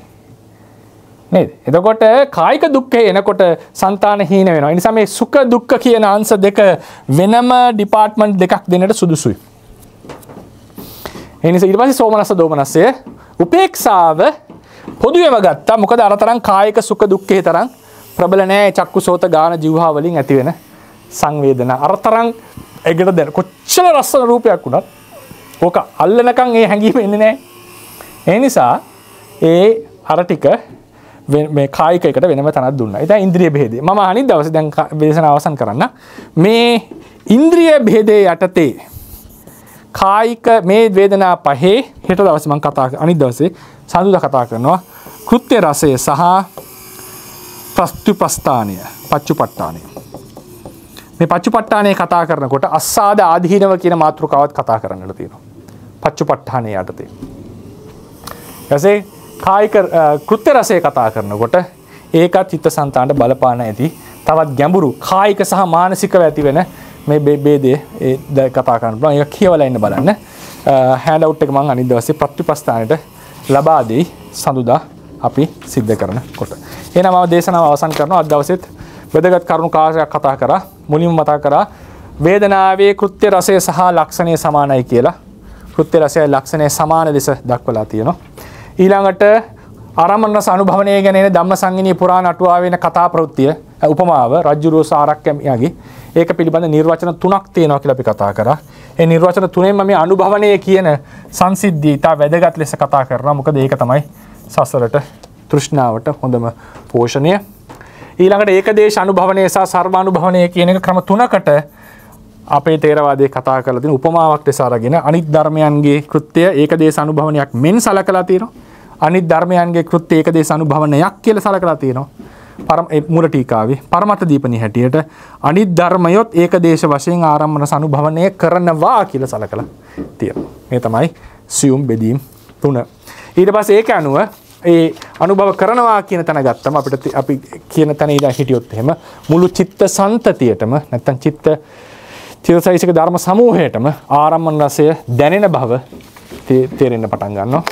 ඊට පස්සේ අපි වේදනාවෙහි අනුභවන ભેදය සහ සමාන ඉන්ද්‍රිය ભેදය කියන කොටස් දෙක කතා කරා. ඒකෙන් මේ සුඛ සහ දුක්ඛ කියන දෙක වෙනම දක්වන්නට හේතුවත් අපි දල වශයෙන් කතා කරා. ඒක ගැන දීර්ඝව සඳුදා කතා කරන්න බලාපොරොත්තු වෙනවා. ප්‍රශ්න අහන්නට අවස්ථාව ලබා දෙන්න. තෙරුවන් සරණයි ස්වාමීන් වහන්සේ. තෙරුවන් සරණයි. සමාවෙන්න ස්වාමීන් වහන්සේ ගිය සඳුදා කරපු දේශනාවෙන් ප්‍රශ්නයක් අහන්න පුළුවන්ද? පුළුවන්. ස්වාමීන් වහන්සේ ඒකේ අර වහන්සේ දේශනා කරා මේ සසර දිග්ගැසීම සඳහා හැම ආරම්භන ග්‍රහණයක් සමග වේදනාව පහළ වීමට අවශ්‍යතාවයක් නොමැති වීම කියලා ඊට ස්ථාන 10ක් දේශනා කරා. ඊට පස්සේ ඊට පස්සේ ඒක තේරුන්නේ නැහැ. මම දේශනාව කීප සැරයක්ම ඇහුවා. ඒක යන එක තැනක තියෙනවා මේ එබැවින් සසර දිග්ගැසීමේ ධර්මතාවයක් වශයෙන් අවිශේෂයෙන් සියලු චිත්තෝත්පාද සමග විදින් බැකස් තියෙන සුඛ වේදනාව හට ගැනීමට අවකාශ දීම් වශයෙන් වේදනාව හට ගන්නවා. ඔව්. කියලා නමුත් ඒක පැහැදිලි නැහැ කොහොමද එතනින් මොකක්ද කියන්නේ? දැන් හැම එකකම සුඛ වේදනාව පහළ වෙන්නේ නැහැ. පහළ වෙන්න පුළුවන්. ඉඩ තියෙනවා කියන එක මම කියලා තියෙන්නේ. ඒ කියන්නේ necessity තියෙනවා. ඒ කියන්නේ අපි ගත්තොත් එම් ෆන්ඩමෙන්ටලි පහළ වෙන්න තමයි තියෙන්නේ ඉඩ හැදිලා. වෙන හේතු නිසා පහළ නොවන එක වෙනම කතාවක්. නමුත් සසර හැදිලා තියෙන්නේ ඕනම ස්ථානයක සුඛ වේදනාව පහළ වෙන්න පුළුවන් විදිහට. ඒ කියන්නේ ස්වාමීන් වහන්සේ දැන් ඔය මේ ආරම්මන දැන් කියන්නේ චක්කු විඥාන වගේ තැන් වල පහළ වෙන්නේ නැහැ. පහළ නොවෙන්නේ වෙන හේතු විකලත්වයක් නිසා. පහළ වෙන්නට සුදුසුයි ඕනම ස්ථානයක. හරිනේ? පහළ වෙන්න සුදුසුයි. පහළ නොවෙන්නේ වෙන හේතු නිසා. දුර්වලත්වය නිසා වෙන්න පුළුවන්. නැත්තම් අරමුණයි මේක අතර ඝට්ටනේ සියුම් නිසා කියනවනේ ඇයි සුඛ වේදනාවක් නොඋනේ චක්කු විඥානය කියන්නේ අපි ඒක ඊළඟ සඳර කතා කරනවා සුකුම රූප ඝට්ටනයක් නිසා. නැත්තම් සුඛ වේදනාව උපදින සුදුසුයි. ඇයි අපි කියනවා අපි කතා කරනවා ඉස්සරහට ඇයි පංචද්වාරාවජන ඒකාන්ත උපේක්ෂා උනේ? ඇයි කියලා කතා කරන්නේ වෙන හේතුවක් තියෙන නිසා. නැත්නම් ෆන්ඩමෙන්ටලි ගත්තම මේ හැම එකක් එක්කම සුඛ වේදනාව තමයි පහළ වෙන්නේ සුදුසු. හොඳයි. සෝදා ප්‍රත්‍ය විකලත්වය කියන එක ප්‍රත්‍ය විකලත්වය කියන්නේ සම්යම් ප්‍රත්‍ය. ප්‍රත්‍ය කියන එක දන්නවනේ හේතු කියලා. යම් හේතු කාරණා සුඛ වේදනාවට තියෙන හේතු කාරණාවල අඩුපාඩු නිසා. විකල කියන අඩුපාඩු. විකල කියන අංග විකල කියන අංගයේ අඩුපාඩු කියන එක. ගොඩක් පිසිදු ඒවා ස්වාමීන් අවසරයි ස්වාමීන් වහන්සේ. ඔව් තෙරුවන් සරණයි. ස්වාමීන් වහන්සේ මේ වේදනාව තුළ විපල්ලාස වැඩි වශයෙන්ම තියෙන්නේ ආත්ම විපල්ලාසයත් මේ සුඛ විපල්ලාසයත් කියලා හිතනවා.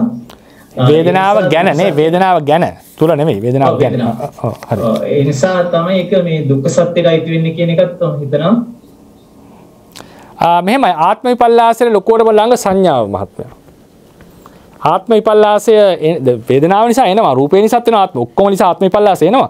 වැඩිපුරම එයාට තියෙන ආහාරය තමයි සංඥාව. සංඥාව කියන්නේ ඇයි දැන් හිතන්නකෝ වැඩිපුරම ආත්ම ස්නේහය ආත්ම අභිමානයේ තියෙන්නේ මං කියන්නේ ඒක නිග්‍රහ කරන අර්ථයෙන් නෙමෙයි.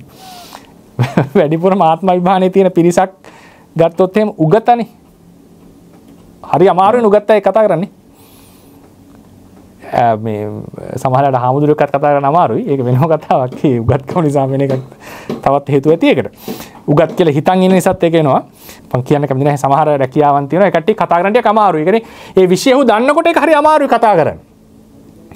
මාන්නයට ඉඩක් තමයි උගත්කම කියන එක. මොකද සමාජයේහි ධනවතාට සලකනවා, කුලවතාට සලකනවා. හැබැයි සැබෑ සැලකීම, සැබෑ ගෞරවය හිමි වෙන ලොකුම දේ තමයි උගත්කම. සමස්තයක් ලෙස ගත්තා. සීලයට ගෞරව කරන්නේ වෙන දර්ශනයක් නිසා. සීලයට ගෞරව කරන්නේ යා හොඳ කෙනෙක් නිසා. නමුත් ස්ටීම් කරන්නේ වැදගත් ලෙස සලකන්නේ. එයාට මුල් තැනක් දෙන්න තියෙන ප්‍රධානම හේතුවක් තමයි උගත්කම කියන එක. නේද? ඒතර උගත්කම තීරණය කරන ලොකුම ධර්මය මොකද්ද? උගතාගේ තියෙන විශේෂ ලක්ෂණය මොකද්ද? දැන් උදාහරණයකට අපිට බලමුකෝ චීන අකුරු ටික. ඔක්කොම අකුරු එක වගේ නේ නිකන්. මොකක්වත් හිතා ගන්න බෑ. දැන් ඊට පස්සේ උදාහරණයකට මම කියන්නේ අපේ භාෂාවට. දැන් චීන කෙනාට අපේ භාෂාව ඔක්කොම එක වගේ. මල් ටිකක් වගේ තියෙනවා. අකුරු ටික. දැන් අපි හිතමුකෝ මේ ෆෝන් එක ඇරි ඕපන් කරා කියලා. පෞද්ගලිකව මම මේක බැලුවා මට මොකක්වත් හිතාන යකඩේ ගෑටියක් විතරයි මට පේන්නේ. මේක මොකද්ද අර ඩයෝඩ් එක මොකක්වත් තේරෙන්නේ නැති. හේතුව ඒ විශේෂෙහි ඒ සියුම් කරුණු මම දන්නේ නැහැ. ඔක්කොම යකඩ නැත්තම් ඔක්කොම ලෝහ ටිකක් කියලා තේරෙනවා. හැඩේ වෙනස් කියලා තේරෙනවා. මොකද්ද මේ හැම එකෙම කරන ෆන්ක්ෂන් එක කියලා කියන්නේ ගොත් හරි අමාරු වෙනවා. අපිට ඔක්කොමටම මොලේ තියෙන නියුරෝන්ස් ටිකක්. හැබැයි නියුරොලොජිස්ට් කෙනෙක්ට මේකෙන් අහවල් කෘත්‍ය මේකෙන් අහවල් කෘත්‍ය කියලා පෙන්වන්නට පුළුවන්. ඒතර උගතා කියලා කියන්නේ සියුම් ලෙස වෙනස්කම් දකින්න කෙනා. මේකෙන් කරන්නේ මේක අරකින් කරන්නේ අරක කියන සියුම් වෙනස්කම තේරෙනවා. පරමාර්ථ ධර්ම වල මේකෙන් මේක කියලා සියුම් වෙනස්කම දරගෙන තමයි අභිධර්මයේ දක්ෂ කියලා කියන්නේ. ධර්මයේ දක්ෂ කියලා කියන්නේ. ඒ විශේෂ බෙහෙත් වල දැන් අපි බෙහෙත් දෙන්න ගියොත් එහෙම ඔක්කොමටම එක බෙහෙත් දෙන්න පුළුවන්. මේ මම මේකටත් හරි ගියා මේක නමුත් දොස්තර කෙනෙක් දන්නව නෑ මේක දුන්නොත් මෙහෙම වෙලා මෙහෙම සයිඩ් ඉෆෙක්ට් එකක් තියෙනවා. ඒ නිසා මෙයාට හරියන්නේ මේ අහවල් බෙහෙත්. ඒක තමයි යාගේ උගත්කම. ඒක තමයි දක්ෂකම. ඉංජිනේරුවෙක්ටත් එහෙමයි. ඒ අදාළ විෂයේ තියෙන දක්ෂයාට තියෙන්නේ සියුම් වෙනස. වෙනස්කම distinguishing එකිනෙකට වෙනස් කොට දක්වනවා යනු කුමක්ද? අපි බේසික් විදියට ගියොත් අර එක හැම අරමුණකම තියෙනවා එයාට ආවේනික ගතියක්. සිත අරමුණ ගන්නකොට සංඥාව ඒ ආවේනික ගතියට සංවේදී වෙනවා. අනිත් ධර්මයේ තියෙන ආවේනික ගතියට සංවේදී වෙනවා. අපිට මේ දෙකම එකක් ලෙස නොදන්න කෙනාට මේ දෙකම එකක් වගේ තේරුණාට උගත දන්නව නෑ ස්වාමීන් වහන්සේ මේකෙන් කරන්නේ මේ දේ මේකෙන් කරන්නේ මේ දේ මේ දෙක වෙනස් එකිනෙකට කියලා කියනවා. ඔක්කොම නිකන් ජෙනරලි එක වගේ තියනවා කියන්නේ මම ලොකු උගතෙක් නෙවෙයි. මම සාමාන්‍ය දල එකක් විතරයි දන්නේ. හැම එකක්ම වෙන් කොට දකින්නවා කියලා කියන්නේ අන්න සැබෑ උගත ඒ විෂය සම්බන්ධයෙන්. ඒ වෙන් කොට දැකීමට උපකාර වෙච්ච ධර්මයේ තමයි සංඥාව. සංඥා ස්කන්ධයේ වැඩි යනු තමන්ට පුළුවන් සියුම් වෙනස්කම් දැකලා මේක ලස්සනට විස්තර කරන්න. ඒ නිසා උගත්කමට තියෙන කිට්ටුම දේ සංඥාව. උගත්කම යනු මානයට ආත්ම දෘෂ්ටියට මම කියන හැඟීමට තියෙන හොඳම ආහාරය. ඒ නිසා තමයි බුදුරජාණන් වහන්සේ සංඥා ස්කන්ධය වෙනම අරගෙන දේශනා කළා තියෙන්නේ. ආත්ම විපල්ලාසයට ප්‍රතිපක්ෂ ලෙස. ඒතර හිතන්න ඕනේ අමුතුවෙන් මම දන්නවා මම උගතෙක් කියලා නෙවෙයි. මොනම හරි හේතු නිසා සංඥා ස්කන්ධය හොඳට වැඩ කරනවා. ප්‍රඥාවත් ඕනේ ඒකට. මිශ්‍රයි. නමුත් සංඥා ස්කන්ධය නිසා සියුම් වෙනස්කම් පේනවා. ඒ තමයි ඒ නිසා ආත්ම විපල්ලාසයට වඩාත්ම කිට්ටු සංඥා ස්කන්ධය. වේදනාවෙන් ඇති නොවනව නෙවෙයි ඇති වෙනවා. වේදනාවත් තාම හොඳ ආහාරයක්. නමුත් වේදනාව වඩාත් කිට්ටු සුඛ විපල්ලාසයට. පැහැදිලි සන්නාස මේ වේදනාව ගැන කරපු මේ කලින් අවුරුදු 10කට වගේ ඉස්සෙල්ලා කරපු දේශනාවක් මම අහලා තියෙනවා මේ අර බෝධිපාක්ෂික ධර්ම ගැන කරපු දේශනාව. බෝධිපාක්ෂික ධර්ම 2012 වගේ කරපු දේශනාව. ඔව්. පැහැදිලි සන්නාස. හොඳයි. තෙරුවන් සරණයි. තෙරුවන් සරණයි සන්නාස. තෙරුවන් සරණයි ස්වාමීන් වහන්සේ. වෙලාවක් තියෙන හින්දා මම හිතුවා ප්‍රශ්නයක් අහන්න ඕන කියලා. දැන් අර වේදනාව අතර වේදනාව වහන්සේ දේශනා කළ විදිහට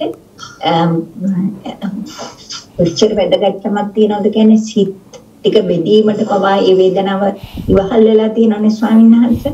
ඒ වගේම මට මේ පොඩි අදහසක් ආවා ඒක වැරදිද මම හිතන්නේ වහන්සේ මේ වැරදිද හරිද කියලා නිවැරදි කරන්න.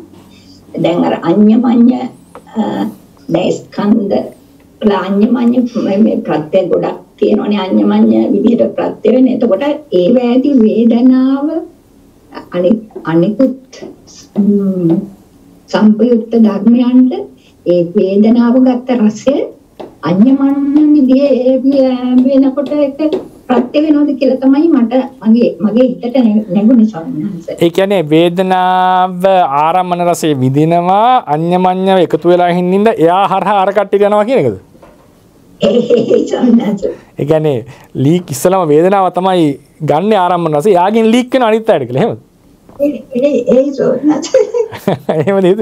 ඉතින් වේදනාවෙන් අනිත් අයට බලපෑම තියෙන එක මම අනිත් දවසේ කතා කරනවා. වර්ධනය සහ මිලින කිරීම. ඉතින් ඒ හැකියාව විල තියෙන මේ ආරම්මන රසයත් එක්ක. ඉතින් ඔබතුමී කියන කතාවේ ලොකු බලංගු භාවයක් තියෙනවා. ඒ කියන්නේ වේදනාවට ආරම්මන රසය දැනෙනවා. ඒ නිසා වේදනාව සුඛ හෝ දුක්ඛ වෙනවා. ඒක පදනම් කරන් අනිත් අය පිනා යෑම සහ මිලන වීම වෙනවා. හරිනේ? ඒක හරි. ඒක එහෙමකුත් තියෙනවා. ඒක දැන් ඉස්සරහට විස්තර වෙයි. පරමද්දීපණී ඒක නෙමෙයි මේ කියලා දී. මේ ඔක්කොමලා ටික අර ඉස්කෝල ළමයි ටික ඔක්කොම බත් එක්ක කනවා වගේ මේ ඒ ඔක්කොම ටික එකපාර මේක අනුභව කිරීමක් කරන්නේ. එයින් වේදනාව වැඩිපුර අනුභව කරනවා. ඒකයි මෙතන මම අදහස් කරේ. නමුත් ඔබතුමිය කියනවා වගේ වේදනාව ආරම්භ රස විඳිනවා. එයාගෙන් අනිත් අයට ලීක් වෙනව නම් නෙවෙයි. එහෙම මොකක්වත් නෙවෙයි. එහෙම එකක් නෙවෙයි. මෙයාගේ තියෙන සුඛ දුක්ඛ භාවයේ උඩ මෙයා ඇතුළ ඇති වෙච්ච යම් කිසි ක්වොලිටියක් නිසා අනිත් අයත් ප්‍රබෝධමත් වීම සහ දුර්වල වීම කියන එක සිද්ධ වෙලා තියෙනවා. ඒක වෙන්නේ ඉතින් සංප්‍රයුක්ත ප්‍රත්‍යයර්ථ. අඤ්ඤමඤ්ඤ කියලා කියන්නේ ඕනොට උපකාරයි කියන එකනේ. වඩා සුදුසුයි සංප්‍රයුක්ත වීම නිසා වුණා කියලා කියන එක. අඤ්ඤමඤ්ඤ භාවයත් එතන තියෙනවා. ඒ ස්වාමීන් වහන්සේ බොහොම පිං. පැහැදිලි නැති නේද කරුණු දෙක? පැහැදිලි බොහොම පිං ස්වාමීන් වහන්සේ. හරි. ස්වාමීන් වහන්සේ විදියට ඒ වේදනාව කොහොමද ඒ වේදනාවේ අනුභවය කරන මේ වේදනාව මේ සිත කොහොමද ගන්නව නේද? සිතට දැනෙනව නේද ස්වාමීන් වහන්සේ දැන්? මොකක්ද? සිතට දැනෙන වේදනාව අපි විඳිනවා කියලා ගත්තොත් වේදනා චෛසිකය නම් විඳින්නේ ඒ විඳීම සිතට දැනෙනව නේද ස්වාමීන්? නෑ විඳීමක් පහළ වීමම යනු ඒ කියන්නේ වේදනාව පහළ වීමම යනු විඳීමක් පහළ වීමයි. ඒක ආය 아무තෙන් දැනෙන කෙනෙක් නෑ. ඒක හරි. ඒ කියන්නේ මෙහෙමනේ දැන් මෙහෙම පහළ වෙනකොට මට ඔබතුමිය කියන එකටක් ගලවලට ආවා. ඒ කියන්නේ සිත පහළ මේක මම හිතන වේදනාව කියලා. වේදනාව විඳිනකොට මේ සිතට ඒක දැනෙනවා කියන එකකුත් නෙවෙයි.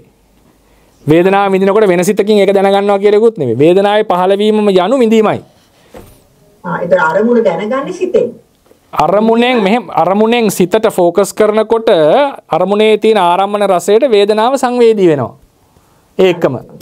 එතකොට මේ වේදනාව පහළ වීම ත වෙන සිතකින් අපි දැනගන්නවා මම විඳ කියලා. නමුත් අපි හිතනවා නිකන් හයිපොතටිකලි ඒ වෙලාවේ ටිකක් අර නිකන් මේ මොකද්ද මැෂින් එක ස්ටොප් කරා වගේ ෆිල්ම් එක නතර කරා වගේ නතර කරා කියලා පොඩ්ඩක්. නිකන් මුළු ලෝකෙම නතර කරොත් එහෙම ඒ වෙලාවේ විඳීම තියෙනවා. විඳීමක් දැනෙනවා. සම්මුති වශයෙන් පුද්ගලයා විඳා කියලා කියන්නේ. එහෙමයි. හරිනේ. මම විඳා කියන හැඟීම උපදින්නේ පස්සේ සිත්වලින්. ඒක වෙනම දෙයක්. ඒ විඥානයේ නමුත් ඒ අරමුණේ රසය විඳින වේදනාව විඥානය කරන්නේ අරමුණ දැන ගැනීම. අරමුණ දැන ගැනීම මම අරමුණ දැනගත්තා කියන හැඟීමක් එන්නේ පස්සේ විඥානවලින්. ඒක වෙනම දෙයක්. හොඳයි සම්පූර්ණ තේරෙනවා. පින්සිදුරේ වගේ. තේරසන්. අවසරයි ස්වාමීන් වහන්සේ. තේරසන්යි. දැන් සාකච්ඡාවට සවන් දීගෙන ඉන්නකොට ඇතිවෙච්ච ගැටලුවක් තමයි මම අහන්නේ.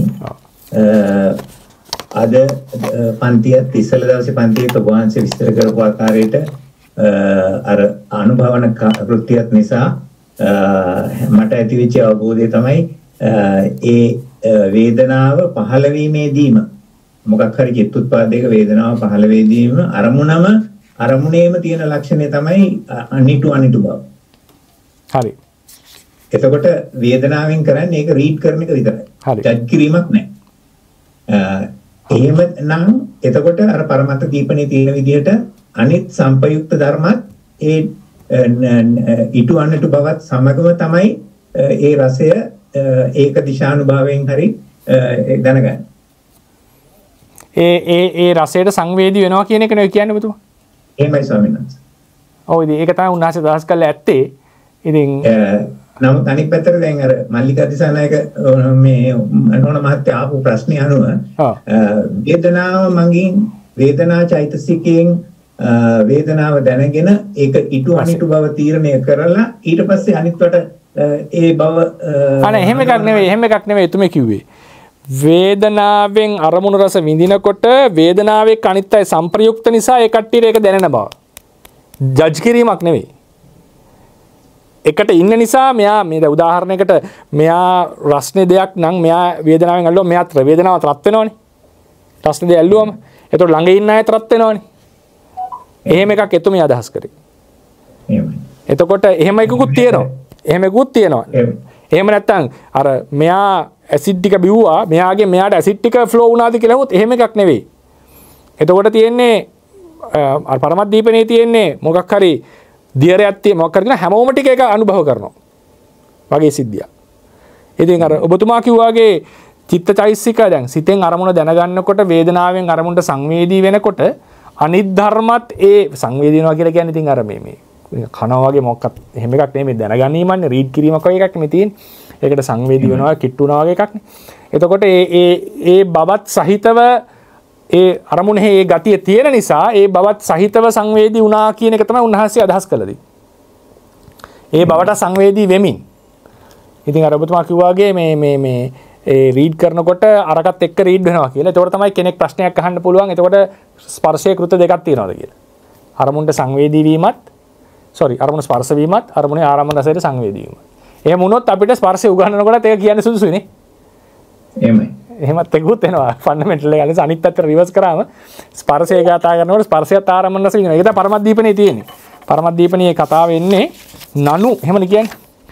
නනු සබ්බේපි චිත්ත චේසිකා ධම්මන ආරම්මන රසානුභවන පකතිකා ඒවාති තේපි වේදනා නාම සියුන්ති අනිත් චෛසික ධර්මත් මේ ස්වභාවයෙන්ම ආරම්මන රස අනුභවනය කරන නිසා ඒකටත් වේදනා කියන්න බැරිද? බෑ, එහෙම කියන්න හොඳ නෑ. මොකද ඒ කට්ටියට වෙන වෙන කෘත්‍යයක් තියෙනවා. මේකේ හැටියට ඒ කට්ටියත් ඒක රීඩ් කරනවා, සංවේදී වෙනවා.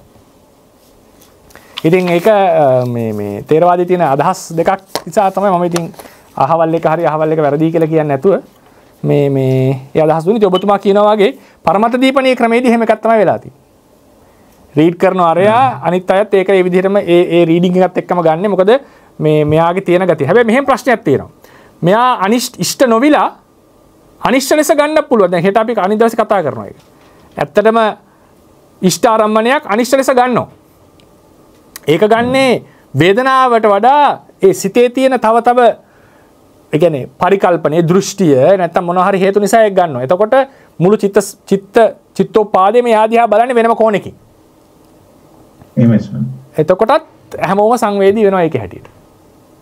හාමුදුරනේ තවත් ප්‍රශ්නයක් මගේ හිතේ විතර්ක කරනවා. හරි අහන්න. ඒක තමයි මේ දැන් ඉෂ්ට අනිෂ්ට කියන එක ඩිස්ක්‍රීට්ද එහෙම නැත්නම් කන්ටිනියුම්ද? මොකක්ද ඒක අදහස් කරේ? ඒ කියන්නේ අර තනිකරම ඉෂ්ට නම් අනිෂ්ට වෙන්න බෑ, අනිෂ්ට නම් ඉෂ්ට වෙන්න බෑ. ඒ දෙක අතරතුර අර කළු පාටයි සුදු පාටයි අලු පාට කියන්නේ ග්‍රේ අන්න ඒ වගේ ස්කේල් එකක් තියෙන්න පුළුවන්. ඒක තමයි මං කිව්වේ තේරවාදී හැටියට බෑනේ. එහෙම එකක් බැරි පටක් තමයි පේන්නේ. එතකොට උපේක්ෂාව එන්නේ කොහොමද මධ්‍යස්ථය?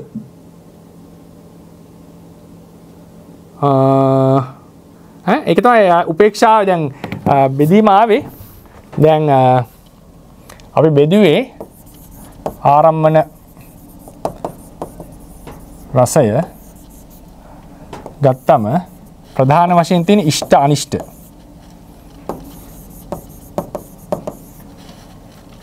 ඊළඟට අපිට එනවා මේකේ තියෙනවා අති ඉෂ්ට ඉෂ්ට මධ්‍යස්ථ. මේක එනවා අනිෂ්ට මධ්‍යස්ථ අති අනිෂ්ට.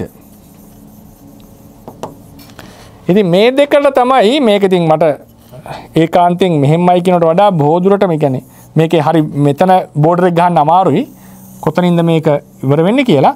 මේ දෙකට තමයි පොදුවේ කියලා තියෙන මධ්‍යස්ථ කියලා. හැබැයි මොකක් හරි අරමුණක් ආවොත් එයා ඉෂ්ට අනිෂ්ට කියන ભેදයට දාන්නවා. මම කියන්නේ තේරවාද ෆන්ඩමෙන්ටල්ස් වල ඉඳලා. එතකොට මොකද ඒකයි මම කිව්වේ ෆේස් නැත්තම් ලොකු ක්ලෑෂ් එකක් එනවා. මොකද විපාක චක්කු විඥාණය ගත්තම කුසල විපාක අකුසල විපාක. හරිනේ? එතකොට දැන් අපි හිතමු ඉෂ්ටත් නොවිච්ච අනිෂ්ටත් නොවිච්ච මධ්‍යස්ථ එකක් තිබුණා කියලා. එතකොට මොකෙන්ද මේක අරමුණු කරන්නේ? ඉෂ්ටකෙන්ද අනිෂ්ටකෙන්ද කියලා ප්‍රශ්න කුසල විපාකයෙන්ද අකුසල විපාකයෙන්ද කියලා ප්‍රශ්නයක් එනවා. එහෙනම් විපාක නොවන චක්කු විඥානයක් තියෙනවනේ එහෙම. අවිපාක චක්කු විඥානය. එහෙම මොකද හේතුව බුදුරජාණන් වහන්සේගේ දේශනාවක් තියෙනවානේ කුසල විපාක ඉෂ්ට කුසලයෙන් ඉෂ්ට විපාකයක් අකුසලයෙන් අනිෂ්ට විපාකයක්. එතකොට මධ්‍යස්ථයක කොහෙට දාන්න ඕන කියලා ප්‍රශ්නයක් එනවා. බොහෝ දුරට මධ්‍යස්ථයක ඉෂ්ට පැත්තට දැම්මොත් එහෙම අනිෂ්ට මධ්‍යස්ථ කියලා ටිකුත් එනවනේ අපිට ධර්මයේ. එතකොට තමයි ප්‍රශ්නේ. ඒ නිසා තමයි මේ දෙක මෙහෙමයි කියලා. ඒක තව ප්‍රශ්න කරන්න ගියොත් ප්‍රශ්න නම් තියෙනවා. ඒ කියන්නේ උදාහරණයකට එකම වතුරයක දවල් 12ට හරි සනීපයි නෑවොත් රෑ 12ට සනීපොත් ඒක හරිම පීඩාකාරී. හරිනේ? එකම ඇඟට ඒතර බාහිර පරිසරයේ බලපාලා තියෙනවා. බාහිර පරිසරයේ සංසන්දනාත්මක බලපාලා. ඒතර මොකක්ද වෙලා තියෙන්නේ? ප්‍රසාදය වෙනස් වෙලා නැත්නම් බාහිර ඍතුව වෙනස් වෙලා. දැනෙන ඒතර අපේ ශරීරය ඇතුළත වෙනස් වෙලා කියලා කියන්නේ වෙනවා. ඒ විදිහට මේකකින් ගැඹුරට තර්ක කරන්න පුළුවන්. ඒතකොට වතුරේ මේක වෙනස් වුණාද? වතුර එකම වතුර නම් ඉෂ්ට අනිෂ්ට උනේ කාලය අනුවද? බාහිර පරිසරය අනුවද? ප්‍රශ්නයක් නෙවෙයි. එතකොට ඒක ඉෂ්ට අනිෂ්ට බව තීරණය වෙලා තියෙනවා තව සාධක මත. එම ඉෂ්ටද අනිෂ්ටද? එතකොට අපිට කියනවා රැට තියෙන වෙන වෙන සාධක උඩ හරි නිවිච්ච වතුර ඉෂ්ටයි කියලා ගමුකෝ පොදුයි. ඕන කෙනෙක් කැමතිනේ. වතුරට බහැලා පොඩ්ඩක් පීනන්න එහෙම. ඒතර වතුර ඉෂ්ටයි කියලා ගමු අපි. නිවිච්ච සාමාන්‍ය හොඳ ඇල් වතුර ඉෂ්ටයි. මේක හැබැයි කන්ඩිෂන්ස් ටික වෙනස් වෙනකොට ඒකම ස්පර්ශ වෙනකොට අපේ ඇඟේදී එතන අනිෂ්ට වහත් විල තියෙනවා. අපි කවුරුත් කියන්නේ රාජුලහට ගිහිල්ලා වතුරයකට දැම්මොත් බොහොම සනීපයි කියලා. එතකොට එතන අනිෂ්ට වහත් තියෙනවා. ඉතින් මේ විදිහට ගත්තම මම මේකට දැන් උත්තර දෙන්න මට හැකියාවක් නැහැ. මේ වගේ පැතිකඩ ගානකින් මේකට ප්‍රශ්න ගේන්න පුළුවන්. හැබැයි ෆන්ඩමෙන්ටල්ස් වල හිටියම් තේරවාදේ එක්කෝ ඉෂ්ටයි එක්කෝ අනිෂ්ටයි කියන එක අපිට බය නැතුව වගේ කියන්න පුළුවන්. අඩුම තරමේ ගෝචර රූප ටිකට හරි කියන්න වෙනවා. ඉෂ්ට අනිෂ්ට භවයේ ඒකාන්ත බවක් තියෙනවා. අනිත් ඒවාට කෙසේ වෙතත් කියලා. නමුත් ඉතින් මට පොදුවේ පේන්නේ හැම එකක් මෙහෙම කඩන්න පුළුවන් කියන එක. බොහොම පිං ස්වාමීන් වහන්සේ මේ සබ්ජෙක්ටිව් වේරියබල් එකක් කියලා තමයි මට තාමත් හිතෙන්නේ. අර නෑ සබ්ජෙක්ටිව් වේරියබල් එකකට නෙවෙයි කියන්නේ තොරතුරු තියෙනවා. ඒකයි මම කිව්වේ. බුදුරණන්සේ දේශනාව තියෙනවා ඉෂ්ට ආරම්මණය අනිෂ්ට ලෙස ගන්න පුළුවන්. ඒතර කෙනෙක් අහන්න පුළුවන් අනිෂ්ට ලෙස ගන්න නම් ඒක සබහින්ම ඉෂ්ට වෙලා තියෙනවා බුදුරණන්සේගේ හැටියට. ඉෂ්ඨාරම්මනේ අනිෂ්ට ලෙස අනිෂ්ඨාරම්මනේ ඉෂ්ට ලෙස කියන වාක්‍යයෙන්ම කියවෙනවා උන්වහන්සේ අරමුණ ඉෂ්ට ලෙස අනිෂ්ට ලෙස වර්ගීකරණයට ලක් කරලා කියලා. ඒක කෙනෙක් ගේන්න බෑ නෑ ප්‍රශ්නයක් නෑ. අරමුණ ඉෂ්ට අනිෂ්ට භාවයක් නෑ. බොහෝ සෙයින් ලෝකියා ඉෂ්ට ලෙස සලකපු අරමුණ ඉෂ්ටත් බොහෝ සෙයින් අනිෂ්ට ලෙස සලකපු අරමුණ අනිෂ්ටත් කියලා ගත්තොත් ඇයි එහෙම බොහෝ ලෙස සැලකුවේ කියලා ප්‍රශ්නයක් එනවා. ඇයි සමහර අරමුණු ලෝකයා බොහෝ ලෙස ඉෂ්ට ලෙස සලකන්න හේතුවක් තියෙන්න ඕනේ. ඒ අරමුණේ යම් ගතියක් තියෙන්න ඕනේ.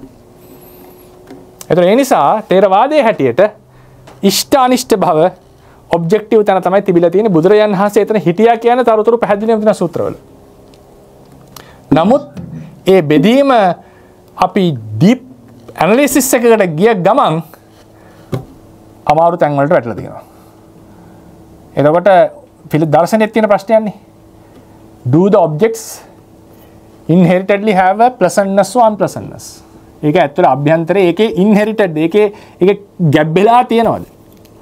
සමහර කෙනා yes තියෙනවා. මියුසික් ගත්තම හරි ප්ලසන්ට්.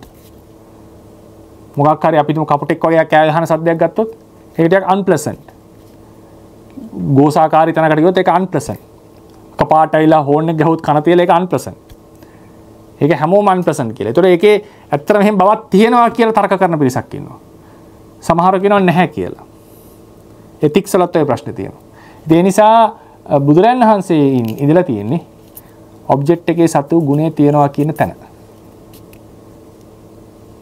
තේරවාදී හැටියට. හොඳයි ස්වාමීන් වහන්සේ.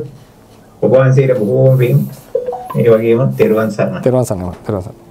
බොහොම පිං ස්වාමීන් වහන්සේ මේ දැන් අපි සාමාන්‍යයෙන් දැන් අර දේශනාවක සඳහන් වෙනවානේ මේ සබ්බේ ධම්මා පස්ස සමුදය කියලා. ඒ වගේම එතකොට අපිට තේරෙනවා මේ ස්පර්ශය තමයි හැම දෙයකටම මුල කියලා. දැන් ඔබ වහන්සේ හැම අතරම වේදනාව ගැන කතා කරනකොට ඒ සූත්‍රෙම තියෙනවා සබ්බේ ධම්මා වේදනා සමෝසරණා කියලා. එතකොට මේ දෙක ගත්තොත් අපි පටිසම්පාද ගත්තත් සලආයතන පච්චය පස්සෝ පස්ස පච්චය වේදනා කියලා. එතකොට යම් කෙනෙකුට මේක අපි සතර සතිපට්ඨානයේ විදිහට ගත්තත් වේදනානුපස්සනාවක් වෙනම තියෙනවා. හැබැයි ස්පර්ශයේ විදිහට ගත්තොත් ඒක හරි සියුම් අපිට ඒ ගැන අවබෝධයක් පාට ලබා ගන්න අමාරු බවක් වගේ මට පෞද්ගලිකව හැඟෙනවා. එතකොට මේ දෙකේ ස්වාමීන් වහන්සේ පුද්ගල ભેදයක් තියනවාද? කෙනෙක් ස්පර්ශය ප්‍රකට කරගන්න හදනවා, කෙනෙක් වේදනාව ප්‍රකට කරගන්න හදනවා. එහෙමද අපි මේක දකින්න ඕන ප්‍රායෝගික ජීවිතයේ? අනේ ගැන පොඩි අදහසක් කියනවා නම් ස්වාමීන් වහන්සේ බොහොම පිං. ඔබතුමා ගිය වතාවේ අන්තිම ලෙක්චර්ස් ටිකට හිටියද ස්පර්ශය ගැන කියත්? මට ටිකක් මිස් වුණා ස්වාමීන් වහන්සේ අර සමා වෙලා මේ පොඩ්ඩක් මතක් කරන්න. ඒ කියන්නේ ස්පර්ශය ගැන අපි කරා දේශනා මං හිතන්නේ 7-8ක් නේ වැඩියදනේ 10ක් විතර වගේ කරුණා. ඒකේ අපි ස්පර්ශය කියන්නේ ගොඩාක් පැතිකඩ ගානකින් කතා කරා. ස්පර්ශය කියන එක ගත්තම මේ ඒක සියලු නාම ධර්ම වලට සිත හැර සියලු නාම ධර්ම වලට මූලික වෙනවා. සිත සියලු නාම ධර්ම වලට මූලික වෙනවා. ඒක තමයි මේ අරමුණත් එක්ක සංවේදී වෙන බව සහ ඒ සංවේදී වෙන බව අපි අර්ථ සාධක භාවයත් එක්ක විස්තර කරා. අර්ථ සාධක විය යුතු චිත්තුප්පාදයේ අර්ථ සාධක වෙනවා කියන ආරම්භන රස විඳින්නට ඕනේ, හැඳින ගන්නට ඕනේ, ඒ කෘත්‍යයන් සිද්ධ වෙන්නට ඕනේ. වැදගත්. ඒ කියන්නේ යම් කෘත්‍යයක් කරන සිතක් බවට පත් වෙන්න ඕනේ. ඒ සඳහා අරමුණත් එක්ක හොඳ සම්බන්ධතාවයක් ඇති වෙන්නට ඕනේ. ඒ සම්බන්ධතාවය ඇති කරන්නේ ස්පර්ශය. ඒක අපිට දැනෙන්නේ ඝට්ටනයක් වගේ. සාමාන්‍ය. ඒක අරමුණත් එක්ක හැපෙනවා වගේ. වගේ තමයි දැනෙන්නේ. ඉතින් ස්පර්ශය කියන එක එහෙම තේරුම් ගන්න ගොඩාක් අමාරු එකකුත් නෙවෙයි හරියට ඉගෙන ගත්තම. භවනා කරනකොට යෝගීන්ට අරමුණත් එක්ක හැපෙන විදිහට අරමුණට ફોකස් එක තමයි සිත. අරමුණත් එක්ක හැපෙන බව තමයි ස්පර්ශය. අරමුණ විඳින බව අර නිකන් අමුතු ටේස්ට් එකක් ඒකේ දැනෙන බව තමයි. ටේස්ට් එක කියන්නේ ඒකත් එක්ක සංවේදී වෙන බව. ඔය අනුභවන කරන බව තමයි වේදනාව. ඒ ඔය තුන තමයි සාමාන්‍යයෙන් ප්‍රකට චෛසික තුන. විදර්ශනාවේදී. සමහරුන්ට චිත්ත ශීර්ෂයෙන් නාම ධර්ම වැටහෙනවා. සමහරුන්ට වේදනා ශීර්ෂයෙන් වැටෙනවා. සමහරුන්ට ස්පර්ශ ශීර්ෂයෙන් වැටහෙනවා. ඉතින් ස්පර්ශයේ වේදනාව කියන එක ඊටාම වැදගත් නාම ධර්මයක්. අර කිව්වාගේ මොනවාද සියලු මේවා වලට මූලික වෙන දෙයක්. ස්පර්ශය කියන එක සියලුම නාම ධර්ම වලට මූලික වෙනවා. සිත හැර මේ ඒක මත තමයි අනිත් ධර්මිය හටගෙන තියෙන්නේ. ඉතින් ස්පර්ශය මතු කර ගැනීම, වේදනාව මතු කර ගැනීම කියන දෙක ඉතා වැදගත්. ඒකෙන් ස්පර්ශය නිසා තමයි අනිත් සියලුම මොකද මොකක් හරි අරමුණත් එක්ක ගැටිච්ච නිසානේ ඔක්කොම ඉතින් හැඟීමක් උපදින්නේ. ඒ නිසා සලආයතන පච්චය පස්සෝ. ස්පර්ශය නැති කරගන්න බෑ එහෙම. සලආයතන තියනවා කියන්නේ ස්පර්ශ වෙනවා අරමුණ. අපි කරන්න ඕනේ ස්පර්ශය අනුපාද නිරෝධය නිරුද්ධ කිරීම. ඉතින් ස්පර්ශය තියනවා කියන්නේ වේදනාව හට ගන්න. ඒක නවත්තන්න බෑ. ස්පර්ශ වෙනවා කියලා කියන්නේ ආරම්භන රසයට සංවේදී වෙනවා. වේදනාව හට ගන්නකොට තෘෂ්ණාව හට ගන්න දෙන්න නැතු යටපත් කිරීම කරන්න පුළුවන්. නමුත් අනුසේ වශයෙන් තෘෂ්ණාව පවතිනවා. ඒක ප්‍රහාණය කරන්න මාර්ග හේතු පදව ගන්නට ඕනේ. ඉතින් ඒක ප්‍රායෝගිකව ඉතින් කරන්න තියෙනවා කියන්නේ ඉතින් මේ හැම චෛස් පරමාර්ථ ධර්මයකම පුළුවන් විදිහට ඒවායේ ලක්ෂණ තේරුම් අරගෙන පුද්ගලයෙක් විඳිනවා නෙවෙයි, හුදු විදීම් මාත්‍රයක් තියෙනවා. පුද්ගලයෙක් ස්පර්ශ කරනවා නෙවෙයි, අරමුණු එක ගැටීමක් තියෙනවා වගේ තැන් වලින් ඒක හඳුනා ගැනීම තමයි විදර්ශනාවේදී අපිට කරන්න තියෙන්නේ. සහ ඉතින් වේදනාව කියන එක කොතරම් අපේ භව තෘෂ්ණාවට හේතු වෙනවද කියන එක අපි විශ්ලේෂණය කරගන්නට ඕනේ. ඉතින් වේදනාවට වඩාත් එකක් තියෙනවා අර නිකන් අර අපි අර තියෙන්නේ මේ එක්කෙනෙක්ගේ තෝට් එක්ස්පෙරිමන්ට් එකක් තියෙනවානේ. වේදනාව කතා කරේ වේදනාව සම්බන්ධයෙන්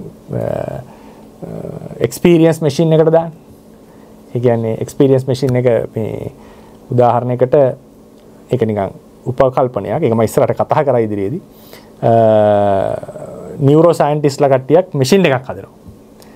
මේ මැෂින් එකට ගියාම කට්ටිය පුද්ගලයා අර මේට්‍රික්ස් එකේ වගේ වතුරට බහැලා ප්ලග් කරනවා එක මේවා ටිකක්. අපිට නිින්ද යනවා. හැබැයි හීනයක් වගේ අපිට සියල්ල සැබෑ ලෙස පේනවා, වැටහෙනවා. අපි ඇත්තටම ජීවත් වෙනවා වගේ දැනෙන්නේ. අපිට දැනෙන්නේ හීනෙන් දැන් නැන්නේ හීනයක් දකින්න කියලා මිනිහ. හීන හිතන්නේ ඇත්තම කියලානේ. ඒකේ ඇත්තම ලෙස වැටහෙනවා. ඉතින් සියලු වේදනා දෙනවා. හිතන්න සුපර්මෑන් කියලා. සුපර්මෑන් අහසින් යන්න පුළුවන්. ඒකේ සුපර්ස්ටාර් සියලුම අර තමන් දක්ෂේ බව, තමන් වැදගත් බව, ආකර්ශනීය බව සියල්ල ඒකෙදී අපි අත්දකිනවා. සර්ව සම්පූර්ණ ජීවිතයක්. රූපේ පවා ලස්සනට තියෙනවා. ඉතින් මේක මම මේකේ ජීවත් වෙනවා. ඒ සංවේදනාව මට ලැබෙනවා. වේදනාව මේ විඳීම තියෙනවා මට. ඊට පස්සේ ප්‍රශ්නයක් අහනවා. ඒක අහන්නේ මේ ඊටගේ නම එක්ස්පෙරිමන්ට් එක ගේන්නේ මේ යාගේ නම තමයි Noxic Thought Experience Machine කියලා කියන ආගියුමන්ට් එක. ඊට පස්සේ අහනවා මිනිස්සු දැන් හැබැයි මේකේ ඉන්නකොට දවසම එයා මරණකම්ම නිදි. එයා නිකන් ඉන්නේ. ඉතින් එයාට අර එයා ජීවත් වෙනවා වෙනම ලෝකෙක. මනසින්. ඔබ මේකට බහීද කියලා ප්‍රශ්නේ අහනවා. 100ට මං හිතන්නේ 99.99%ක්ම මිනිස්සු ගියයි බහින්න බෑ කියලා. හැබැයි මේ ජීවිතේ ප්‍රශ්න ගොඩයි. සල්ලි ප්‍රශ්න කියයි, පවුල් ප්‍රශ්න කියයි, ඔක්කොම ලෙඩ රෝග කියලා කියයි, වයසට යනවා කියලා කියයි, කවුරුත් ගණන් ගත්තේ නැහැ කියලා කියයි, ප්‍රශ්න ගොඩක්. මේ ප්‍රශ්න ගොඩේ ජීවත් වෙන්න කැමතියි අපි. අර වගේ එක්ස්පීරියන්ස් එකක් ගන්නවට වඩා. එතකොට ඒකෙන් යා අර්ථකථනය කරනවා. මේ සතුට ප්‍රීතිය විතරක් නෙවෙයි අපිට ජීවිතේ වැදගත් වෙනවා මේ ඩීප් රියැලිටි කියලා එක. අපි කැමති මේ රියැලිටි ජීවත් වෙන්න. මේක ඇත්ත වුණත් නැතුණත් මේකේ ඉන්න කැමතියි අපි. අපි කැමති නෑ අර මනෝ ලෝකෙක ජීවත් වෙන්න. කොච්චර ලෝකෙ දින උපරිම සැපේ ලැබුණත් ඒකේ කැමති නෑ. එතකොට වේදනාපච්චය තණ්හා කියන එකේදී කෙනෙක් අහනවා ඒතර වේදනාපච්චය තණ්හාද මේ චිත්තුප්පාදයෙන් ලැබෙන මේ එක්ස්පීරියන්ස් එකද වැදගත් වෙලා සත්‍ය එක්ක සංවේදී වීමද වැදගත් වෙලා තියෙන එක. ඉතින් අපිට කියන්න වෙන්නේ සත්‍ය එක්ක සංවේදී වීම ධර්මයේ හැටියට අනුභවණය සහිතව තියෙන්නේ. ඉතින් ඒ දෙක වෙන් කරන්න බෑ. එතකොට ඒ සත්‍යයට සංවේදී වීම වුණත් අපිට ඇත්තටම ගත්තොත් සත්‍යයට සංවේදී වීම වුණත් ආකර්ෂණීය දෙයක් වෙලා තියෙන්නේ මේ වේදනාවෙන් ලැබෙන මේ ටේස්ට් එක හින්දා. ඒක ගැලවුවොත් එහෙම මේක වැඩක් නැති දෙයක් වෙයි. වේදනාව නැතුව නම් චිත්තුප්පාදී හැටගත්තේ බැරි වෙලා හරි. ඒක නිකන් අර මොකක්වත් අර අපිට දැනෙන අර මං කිව්ව එකයි සමහරුන්ට අර ඉමෝෂන් එක නැති වුණාම ඒක අපිට තේරෙන්නේ නැහැ. ඉමෝෂන් එක අඩු වුණාම ඒ කට්ටියට මේ අර හැඟීම එන්නේ නැහැ මේ පුද්ගලයෝ සම්බන්ධයෙන්. ඒ වගේ බැරි වෙලා හරි සම්පූර්ණ වේදනාවක් නැති වුණා නම් මේක මොකක්වත් නිකන් වැඩක් නැති දෙයක් වගේ දැනෙයි අපිට. ඒ නිසා ඒකෙදි අර නොක්සික්ගේ කතාවේදී කියන්න වෙන්නේ බුදුදහම හැටියට ඩීප් රියැලිටි එක වැදගත් වෙලා තියෙන වේදනාව තියෙන නිසා. ඒ නිසා තාම වේදනාව තමයි තෘෂ්ණාවට දායකත්වය දුන්නේ කියලා තාම තර්කයක් ගේන්න පුළුවන් බුදුදහම පැත්තේ. ඉතින් මේ විදිහට ගත්තම වේදනාව කියන එක අපි තේරුම් ගන්න ඕන නුවණින් මේක තමයි මේ භවයේ යන්නට තියෙන ආහාරය. ඉතින් ඒ වගේ වේදනාව ගැන ඔය වගේ নানা පැතිකඩෙන් තේරුම් ගත්තම සැප වේදනාවක් ඇවිල්ලා අපි ඇලෙනකොට කැමති වෙනකොට එතනදී අපිට තේරුම් ගන්න මේක හුදු වේදනා ධර්මයක්. මේක තමයි මෙතන තියෙන ප්‍රශ්නේ. මේක නිසා මේකට තමයි ඇලීම එන්නේ. මේක නිසා තමයි මේක යන්න අර්ජ් එක ඇවිල්ලා තියෙන්නේ. ආදී ලෙසට වේදනාව දුක්ඛ ධර්මයක් ලෙස අනිත්‍ය ධර්මයක් ලෙස අනාත්ම ධර්මයක් ලෙස බලන්නට ඕන. මේ වේදනාව හට ගන්න හේතුව ස්පර්ශය කියලා කෙනෙක් තව කෙනෙක් ස්පර්ශයට බර බලන්න පුළුවන්. එහෙනම් ප්‍රශ්නයක් නැහැ මේ පුද්ගලයා අනුව මොන ධර්මයේද බැලුවේ කියන. සමහරු සංඥා බලන්නට පුළුවන්. සමහරු සිත බලන්නට පුළුවන්. එහෙම ගැටලුවක් නැහැ. ඉතින් මේ විදිහට මේ ධර්ම කෙරෙහි හොඳ ගැඹුරු අවබෝධයක් ඇති කර ගැනීම තමයි බෞද්ධ වශයෙන් කරන්න තියෙන්නේ. බොහොම පිං ස්වාමීන් වහන්සේ අර මට මතක් වෙන්නේ මේ accountant කෙනෙක් ඔක මේ අර ස්වාමීන් වහන්සේ කියපු විදිහටමයි දැන් අපි හැමෝම කතා කරනවා මේ දරුවා දෙනෙක් මහා වදයක් මේ කට්ටිය මේ පොඩි කාලේදී අපිට දුක් දෙනවා ලොකු වෙනවා යුනිවර්සිටි යනවා ඔහොම කියලා ඉතින් අවුරුදු 25ක දරුවෙක් ගෙනත් දෙන්න දැන් බාර ගන්නවද කියලා අහනවා. ඉතින් 100%ක්ම ඉන්න දෙමව්පියෝ කවුරුවත් බාර ගන්න කැමති නැහැ. අර දුකේම තමයි විඳින්න කැමති. ඒක මේ ප්‍රයෝගිකව කරලා තියෙන මේ පරීක්ෂණය එක්ස්පෙරිමන්ට් ඒක මේ ඇත්ත තමයි ස්වාමීන් වහන්සේ කියන එක හරියටම හරි. බොහොම පිං ස්වාමීන් වහන්සේ මේ ඔබ වහන්සේට දීර්ඝ කාලයක් මේ ධර්මයේ ප්‍රචාරය කරන්න නිදුක් නිරෝගී භාවය ලැබේවා කියලා ප්‍රාර්ථනා කරනවා. කවුරුත් වෙනුවෙන් තෙරුවන් සරණයි. තෙරුවන් සරණයි. සුපත්. එහෙනම් අපි අද නියමිත දේශනාව අවසන් කරනවා. ඊළඟ සඳුදා තමයි ඊළඟ දේශනාව තියෙන්නේ. අද දවසේදී අපි කතා කරා වේදනාවේ තියෙන කෘත්‍ය රසයයි ලක්ෂණයයි සමානයි කියන එක. ඒ වගේම වේදනාව අරමුණු රස ගන්නකොට අනිත් ධර්මත් එයා සම්බන්ධ කරලා උපමා වශයෙන් කතා කරා. ඊළඟට අනුභවන ભેදේ සහ ඉන්ද්‍රිය ભેදේ සාකච්ඡා කරන්නට යෙදුණා. ඒ අතර දාර්ශනික පැතිකඩත් අපි බැලුවා. ඉතින් මේ රස කරගන්න යෙදුණා කුසල සම්භාරය තව තවත් ධර්මාඥාන භාවනාඥාන දියුණු කරගෙන නිවනින් සැනසෙන්නටම හේතු වේවා කියලා අපි ප්‍රාර්ථනා කරනවා. බුද්ධ ශාසනං චිරන් තිට්ඨතු බුද්ධ ශාසනං චිරන් තිට්ඨතු බුද්ධ ශාසනං චිරන් තිට්ඨතු සාදු සාදු සාදු